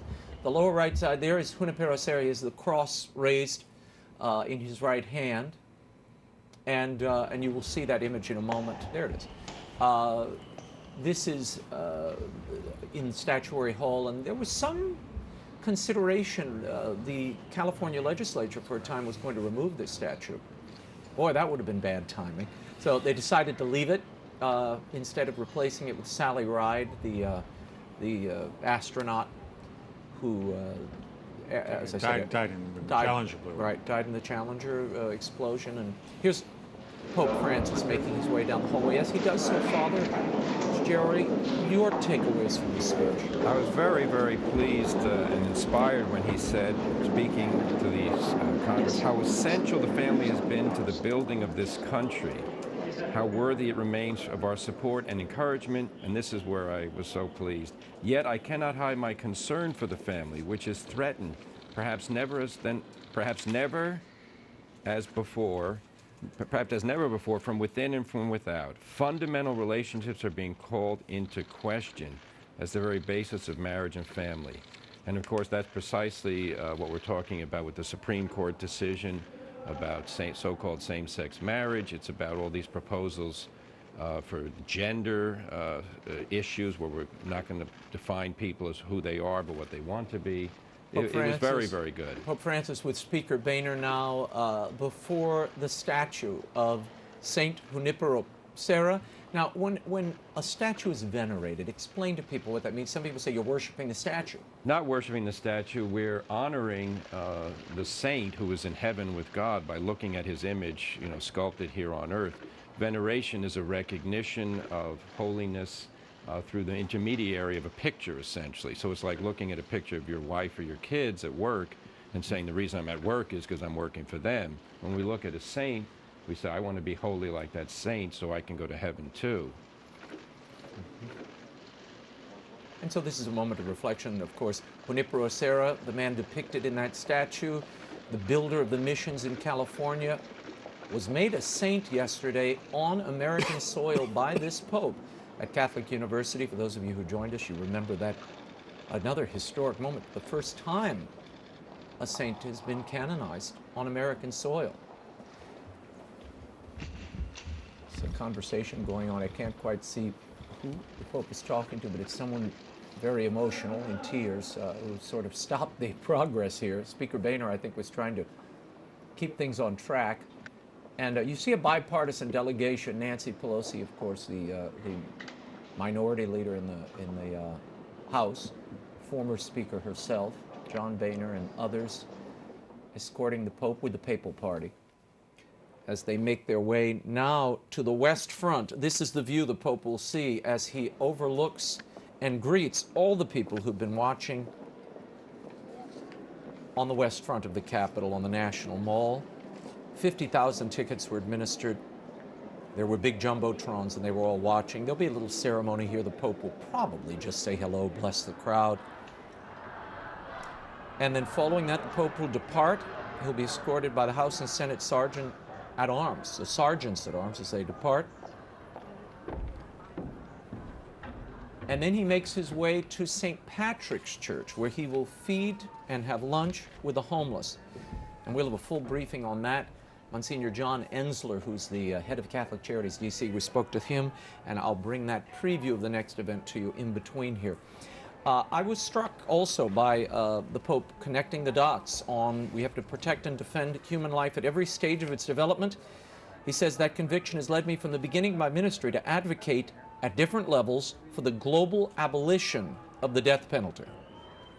He's convinced that that's the best way, since every life is sacred, every human person is endowed with an inalienable dignity. Well, that's certainly the case. The Pope is against the death penalty, but as we pointed out many times, the death penalty is not immoral per se. The Catechism of the Catholic Church says it is a legitimate means of society defending itself under certain circumstances have to be met. I know there's a lot of thought out there now that the Catholic Church is against the death penalty on principle. Cardinal Avery Dulles wrote a very important article in First Things magazine a number of years ago, saying that this is not the case. In fact, you read the Old Testament, the death penalty was administered at divine command. And throughout the history of Western civilization, the death penalty is used to protect society and also to punish the guilty. And hope is not deprived of those who are sentenced to death, because they have the opportunity to turn back to God and to repent of their sins. So I know this is very troubling for a lot of people to hear that the Catholic Church has not said the death penalty is completely immoral, but they've never said that. It would be a contradiction, because we've taught its morality as part of Catholic teaching from the start. And it leaves that judgment to the just authorities to make that, as long as it's not enacted with vengeance. Yeah, well, the proper circumstances. It has to be a grave crime. Guilt has to be firmly established. Has to be a just trial. But let the punishment fit the crime, and this has been the traditional interpretation. And the greatest evil is not to die. The greatest evil is to go to hell. So when you die knowing that you're going to be being punished for your sin, it's an opportunity to repent and turn back to God. That's something we have to remind people of. Yeah, and Cardinal Dulles often spoke, and others, that this is can be a merciful act, because it focuses the mind in a fixed period of time, whereas so many of these people who are on death row, or not death row, they just continue endlessly in the prison system, they go from crime to crime to crime, and never find that moment of repentance. One day they're shivved and it's over. The death penalty, as some have suggested, does provide a focus, a definite end, and it allows you that opportunity and space to make your peace with God, beg forgiveness, and perhaps find redemption, as the good thief did. Yeah, I mean, this is often regarded as a liberal conservative division, but it's worth saying that Pope John Paul II, who I don't think anybody would regard as a Catholic liberal, was the person who really began to speak in this way about the death penalty. And there is a case to be made. Clearly the Holy Father was speaking out against war here too. There is a case to be made how in the modern world, where there is so much coldness and so much inhumanity, that to try to resort as little as possible to the use of violence or force can be, I think it's a good step forward. Do we need to cover Yes, that? the papal delegation and the congressional escort now making their way out onto the Speaker's balcony here. Nancy Pelosi, Representative McCarthy, this is Harry Reid and Mitch McConnell, the two leaders of the Senate, the Democrats and the Republican. Vice President Biden and Speaker Boehner are all out on the balcony. Any moment, Pope Francis will be entering. Vatican security is there, so there he is. And you hear the crowd going wild as the Pope steps out on the balcony, and they see him in the flesh. 50,000 people. Boehner, of course, moved to tears to the right of the Pope there. He always gets a little misty-eyed on these occasions, and this is a 20-year wish for the Speaker. On these occasions, he can be a little sentimental, and when talking about his family or his faith, he often weeps openly. Well, this is beautiful, and they've given a microphone for the Pope. Yes, let's see what he says. This is EWTN live coverage of an exciting day for Pope Francis. What a gorgeous shot this is of the National Mall, thousands assembled to see the Pope. If you need any proof that America has been good for Catholics, there's the Vice President who's a Catholic and the Speaker of the House who's a Catholic. We haven't had many Catholic presidents yet, but it's remarkable that there's people with a different religion and often from a different ethnic background in the central part of our culture. They've risen up so high in our government structure.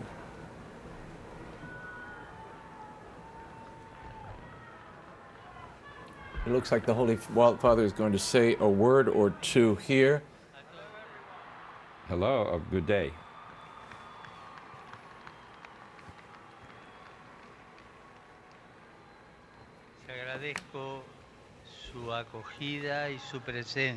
I'm so grateful for your presence your welcome here. and your presence.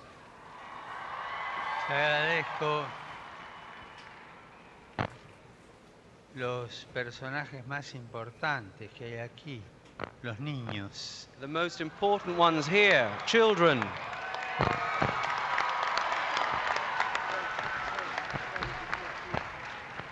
Quiero pedirle a Dios que los bendiga. I will ask God to bless them. Señor, Lord, Padre nuestro de todos, Father of all, bendice a este pueblo, bless these.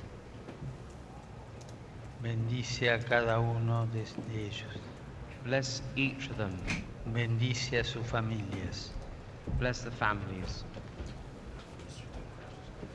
dales lo que más necesitan. Bless them all. Y les pido, por favor, a ustedes, And I ask you all, please, que recen por mí. to pray for me. Y si entre ustedes hay algunos que no creen And if there are among you any who do not believe o no pueden rezar, or cannot pray, les pido por favor I ask you, please, que me deseen cosas buenas. to send good wishes my way.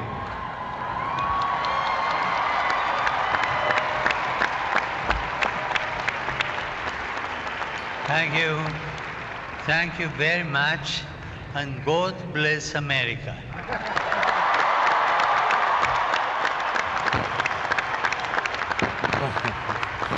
So he blessed children.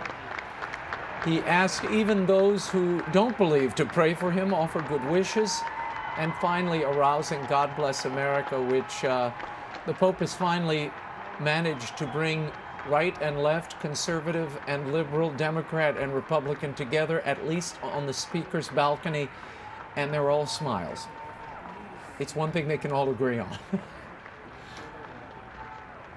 The affection for this Pope is unmistakable, and nice for the crowd to have a moment with him after watching him on the Jumbotrons out there. They could see the addresses. You were seeing it,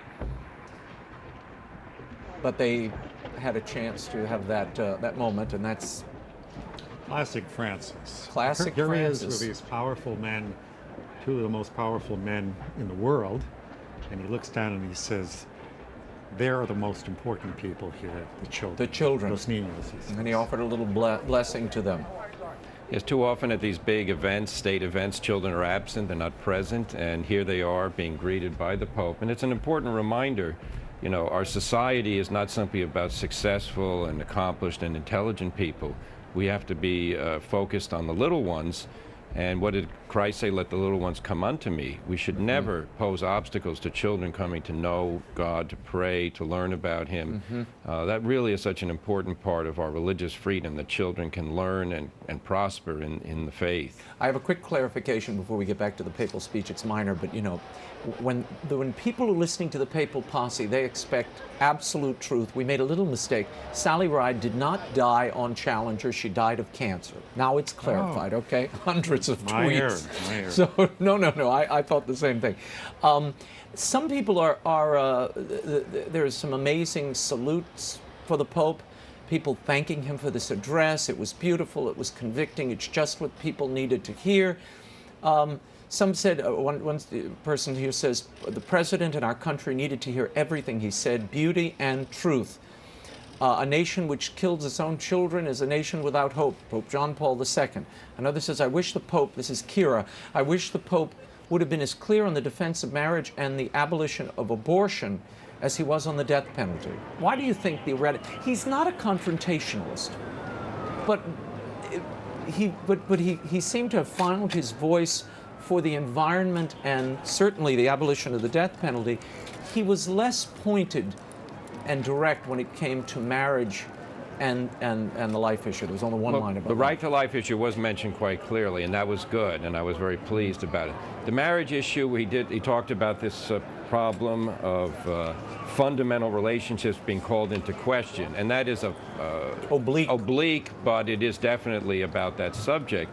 Only the Pope knows why he chooses to highlight one thing or another. It's clear he believes, just as much as you and I and the rest of us, that we're under threat because of this so-called gay marriage wave that's washing over the Western world. But you know, he's chosen what issues he wants to highlight. We respect that, and we thank him for his teaching overall. Well, you know, as I often tell my friends, they say, "Oh, he's going to change this, and he's about to change that." I'm like, newsflash: the Pope is Catholic. Yes. Okay. Yes. He's Catholic in all the diversity and the fullness of that. Now, he's going to emphasize different aspects of the faith depending on where he is. And today we heard him pull out the message that he believed needed to be heard today. And we are going to be joined by a very special guest in a minute, and then we're going to get some congressional reaction from Capitol Hill. You're looking at the rear of the, or the front rather, of the Capitol Hill, of the Congressional building. And in a moment, the Pope will be getting into the Pope-mobile. You can go full screen, guys. I want people to see this. John Kerry getting into his vehicle, and other officials making their way. And we are awaiting the Holy Father, who will be getting into the Pope-mobile any second. And he'll be escorted out. And I want to welcome a special guest to the Papal Posse, the president of the Catholic League, Bill Donahue, has joined us. Bill, how you doing, Ray? Great to have you here. And Robert Royal. How are you, and Father? Jerry Very Murray. good. Did you hear this speech? Yes, I did. What did you think? Well, it's pretty much what he did yesterday. I mean, he's going to give a little something to the left, a little something to the right, if you look at it through the political lens. You know, it was John Paul II, of course, who told us to reconsider the death penalty. And people like myself, who had debated people for years on the merits of the death penalty, I changed. I take, you know, I listen carefully to what the Holy Father says. And no, he's committed to the unborn. There's no question about that. I think the most salient thing that happened in the last couple of days was the unscheduled visit to the Little Sisters of the Poor, which has been wholly underreported by the mainstream media for reasons which I think are obvious. No, we opened with it today. What do you think that means? I mean, for a Pope of gestures like this, who it's really important what he does as well as what he says. Well, when you put that together with his opening statement in the White House about religious liberty, and then you pair that with this unscheduled visit, it's a clear slap at the Obama administration. We're not going to tolerate mandates on supporting or even sanctioning any which way abortion-inducing drugs. Now, we should tell everybody, this is a little bit of a news flash, but not to those who get Bill's facts. You met with the Pope yesterday. Yes, I did. Tell me what happened. Well, it's interesting. You know, it was after he addressed the bishops, and there was a select group of some lay people there. We met in some hall, I guess, off the side of the church.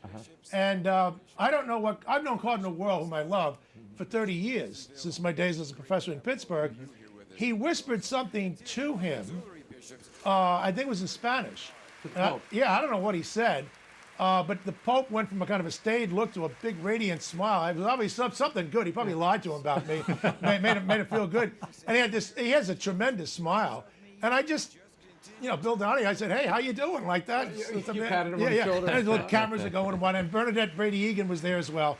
It was a brief meet and greet. I'm not gonna. I'd love to say I had a long conversation with them, but that would be a lie. Yeah. Well, but I'm glad you got a chance to meet the Oh, Pope. sure. I know this is the first Pope you've ever met. That's exactly right. I'm usually doing TV commentary. All these years. I know. It's amazing. I'm a New York rat. I don't leave. Oh, well, we're glad you're here in D.C. with us. Here is Pope Francis taking his leave of the Capitol. He's meeting there with members of this escort, the congressional escort. That's Utah Senator Orrin Hatch, Mitch McConnell. He just said goodbye to the vice president there. He's shaking hands with Harry Reid and other members of this delegation. Senator Cornyn, Dick Durbin. And in a moment he'll get in his Fiat and he makes his way to St. Patrick's Church. Bill, what most surprised you about all of this, having a front row seat at this event the other day and really watching all of this unfold? Well, I mean, yeah, the homily yesterday, I thought on the plus side of it, you know, he didn't leave himself open for exploitation by the left or the right. On the minus side, it did have the hands of 2 or 3 people writing it. So it was a little bit disjointed, quite frankly, and perhaps a little bit tad too long. But I don't think, look, I think if people listen to what he says as opposed to imputing, I mean, we have these people now, I mean, everything from that little high pomposity preppy schoolboy George Will, the atheist George Will, people should know that he is a defound atheist and he likes assisted suicide, that's his latest cause, to the Freedom from Religion Foundation, the militant atheist taking out ads in today's New York Times in the Washington Post. People have their own agenda, and I'm sick of it. Okay, we're going to take a break just a moment. I have to go to Congressman Paul Ryan, who is standing by. I believe he's in the Cannon building. Congressman Ryan, can you hear me? I can hear you fine, Ray. How are you doing? There you are. I'm great. How are you? What was your takeaway as you sat in the House chamber and watched this? First of all, give us a little of the atmospherics. What was the response of your peers as the Pope walked into this chamber? I mean, look, we've had plenty of heads of state before, but this is nothing like this. It was wonderful. Look, as a Catholic, I can't tell you how exciting it was just to be in the room, to watch the Pope walk down the aisle and give what I thought was a great pastoral speech. This wasn't a policy speech. It was a speech of a pastor, a speech from the voice of St. Peter, the Vicar of Christ, calling for a dialogue and talking about very important principles about the dignity of every human person and how we need to attend to this. And so just as an American, as a congressman, and as a Catholic, I thought it was just a great experience. Now, Congressman, you know, inevitably people are going to try to politicize some of the Pope's words, parse them out. They're going to say, why aren't you supporting the abolition of the death penalty? And as a Catholic, you should be doing that. What do you say to them? Well, I'm not a stranger to those kinds of divisiveness, and I think people will try to do that. Right. But I think it's important to listen to the message, to actually read his comments, listen to his words. And no side should try and politicize this. If a person tries to politicize this speech for some issue or partisan gain, that diminishes from the message itself. Look, I was excited as a person who believes in Catholic social teaching that he talked about the twin ideas of solidarity and subsidiarity, very important principles that work in concert with one another. I thought that was fantastic. I'm glad he's introducing these concepts to non-Catholics. I thought when he talked about the spirit of enterprise, when he talked about America's founding principles, which are founded on natural rights and natural law and how beautiful they are and what they've done for people, that's fantastic. And so this is not a speech that either side should seek to politicize for some gain. This is a speech that raises to a higher calling to have the kind of dialogue that we really ought to have to try and improve the lives of everybody. And so, and as a defense of life, I thought was beautiful. So I was very pleased. I got to attend the events yesterday as well, the Mass at the Basilica and the White House ceremony, and it's just a fantastic moment for all of us. Well, we're delighted you were a part of it, and thank you for taking the time to come and comment. How do you think this plays across America, across the globe, as people look in and really see both sides, at times very divided politically, coming together around the figure of the Pope? I think he's a special Pope. There is something in this Pope for everyone to like, and he's a unifying figure, and I think that's very good. And so I think his goal is to start a dialogue. If you read his encyclicals, they're about starting dialogues, not settling debates, but starting dialogues. And I think his presence here, not just today, but in Philadelphia and New York, will amplify that, and nothing but good can come from that as far as I'm concerned. Excellent. Congressman Paul Ryan, thanks so much for being with us. We will check in with you in the days ahead. You bet, Ray. Take care. Thanks a lot. Congressman Paul Ryan there, and like so many, I think it is overwhelming for them to be in the room. Normally they're on, hardened political sides. There was a feeling of togetherness here and unity that eludes this body normally. Well, I'll tell you one thing, the left likes to talk about diversity. If anybody saw it on television yesterday, I've never seen a more diverse crowd in my entire life at the canonization yesterday. Mm-hmm. Men, women of all ages, races, ethnicities, mm-hmm. people devout. I mean, if that isn't an expression of Catholicism at its best, I don't know what is. Mm-hmm. Anything else you want to point out that you've heard, seen? Well, it's good for the Representative Ryan to tell us that he hopes no one tries to exploit this, but it seems to me that's a very pious wish. I think we're going to see people trying to rip off pieces of the Pope. But I think he's right that the important thing here is that overall experience, and it's wrong to try to read a Pope through partisan lenses. Mm-hmm. It's not only that Democrat and Republican don't exactly fit with what he just talked about, or liberal and conservative. He's operating in a different plane. He's talking about things that are universal principles and that really inspire, even when we're debating with one another in our democratic process. These are the things that ought to be inspiring everyone. And I think that came through very powerfully in this. This I was very Father Jerry? happy where he talked about something that's very important in America. He said, business is a noble vocation directed to producing wealth and improving the world. It can be a fruitful source of prosperity for the area in which it operates, especially if it sees the creation of jobs as an essential part of its service to the common good. And this we deal with all the time. There are many, many Catholics who came here, their parents, grandparents, very poor. They've worked hard. They've built up businesses. Small business is the backbone of the American economy. We should never have the impression that the fact that you're successful, you've made money, means that somehow you're offending the poor or you're doing something wrong. And I think the Pope understands precisely that philanthropy occupies a big part, not only the American Catholic, but the entire American experience. Bill Donohue, you do such a great job day in and day out policing, watching the media for inaccuracies, misrepresentations. What did you see, what have you been seeing in the media coverage of this Pope? What surprised you most? Well, it didn't surprise me, but I'm very disheartened. What I mentioned before, the Little Sisters of the Poor, the unscheduled visit. I mean, if that isn't a cultural marker, I mean, it's incredible what he did there. And they're not talking about it. And then when he's coming back from to the United States from Cuba, and he's talking about a pregnant woman and put your hand on your. I mean, those kinds of things. The media are playing a game here. They're underreporting some things, and they're overreporting some other things. It's all predictable. Listen, I love him, and I just wish that people would give him a fair hearing. Dorothy Day, some people say, well, she's on the left. Oh, really?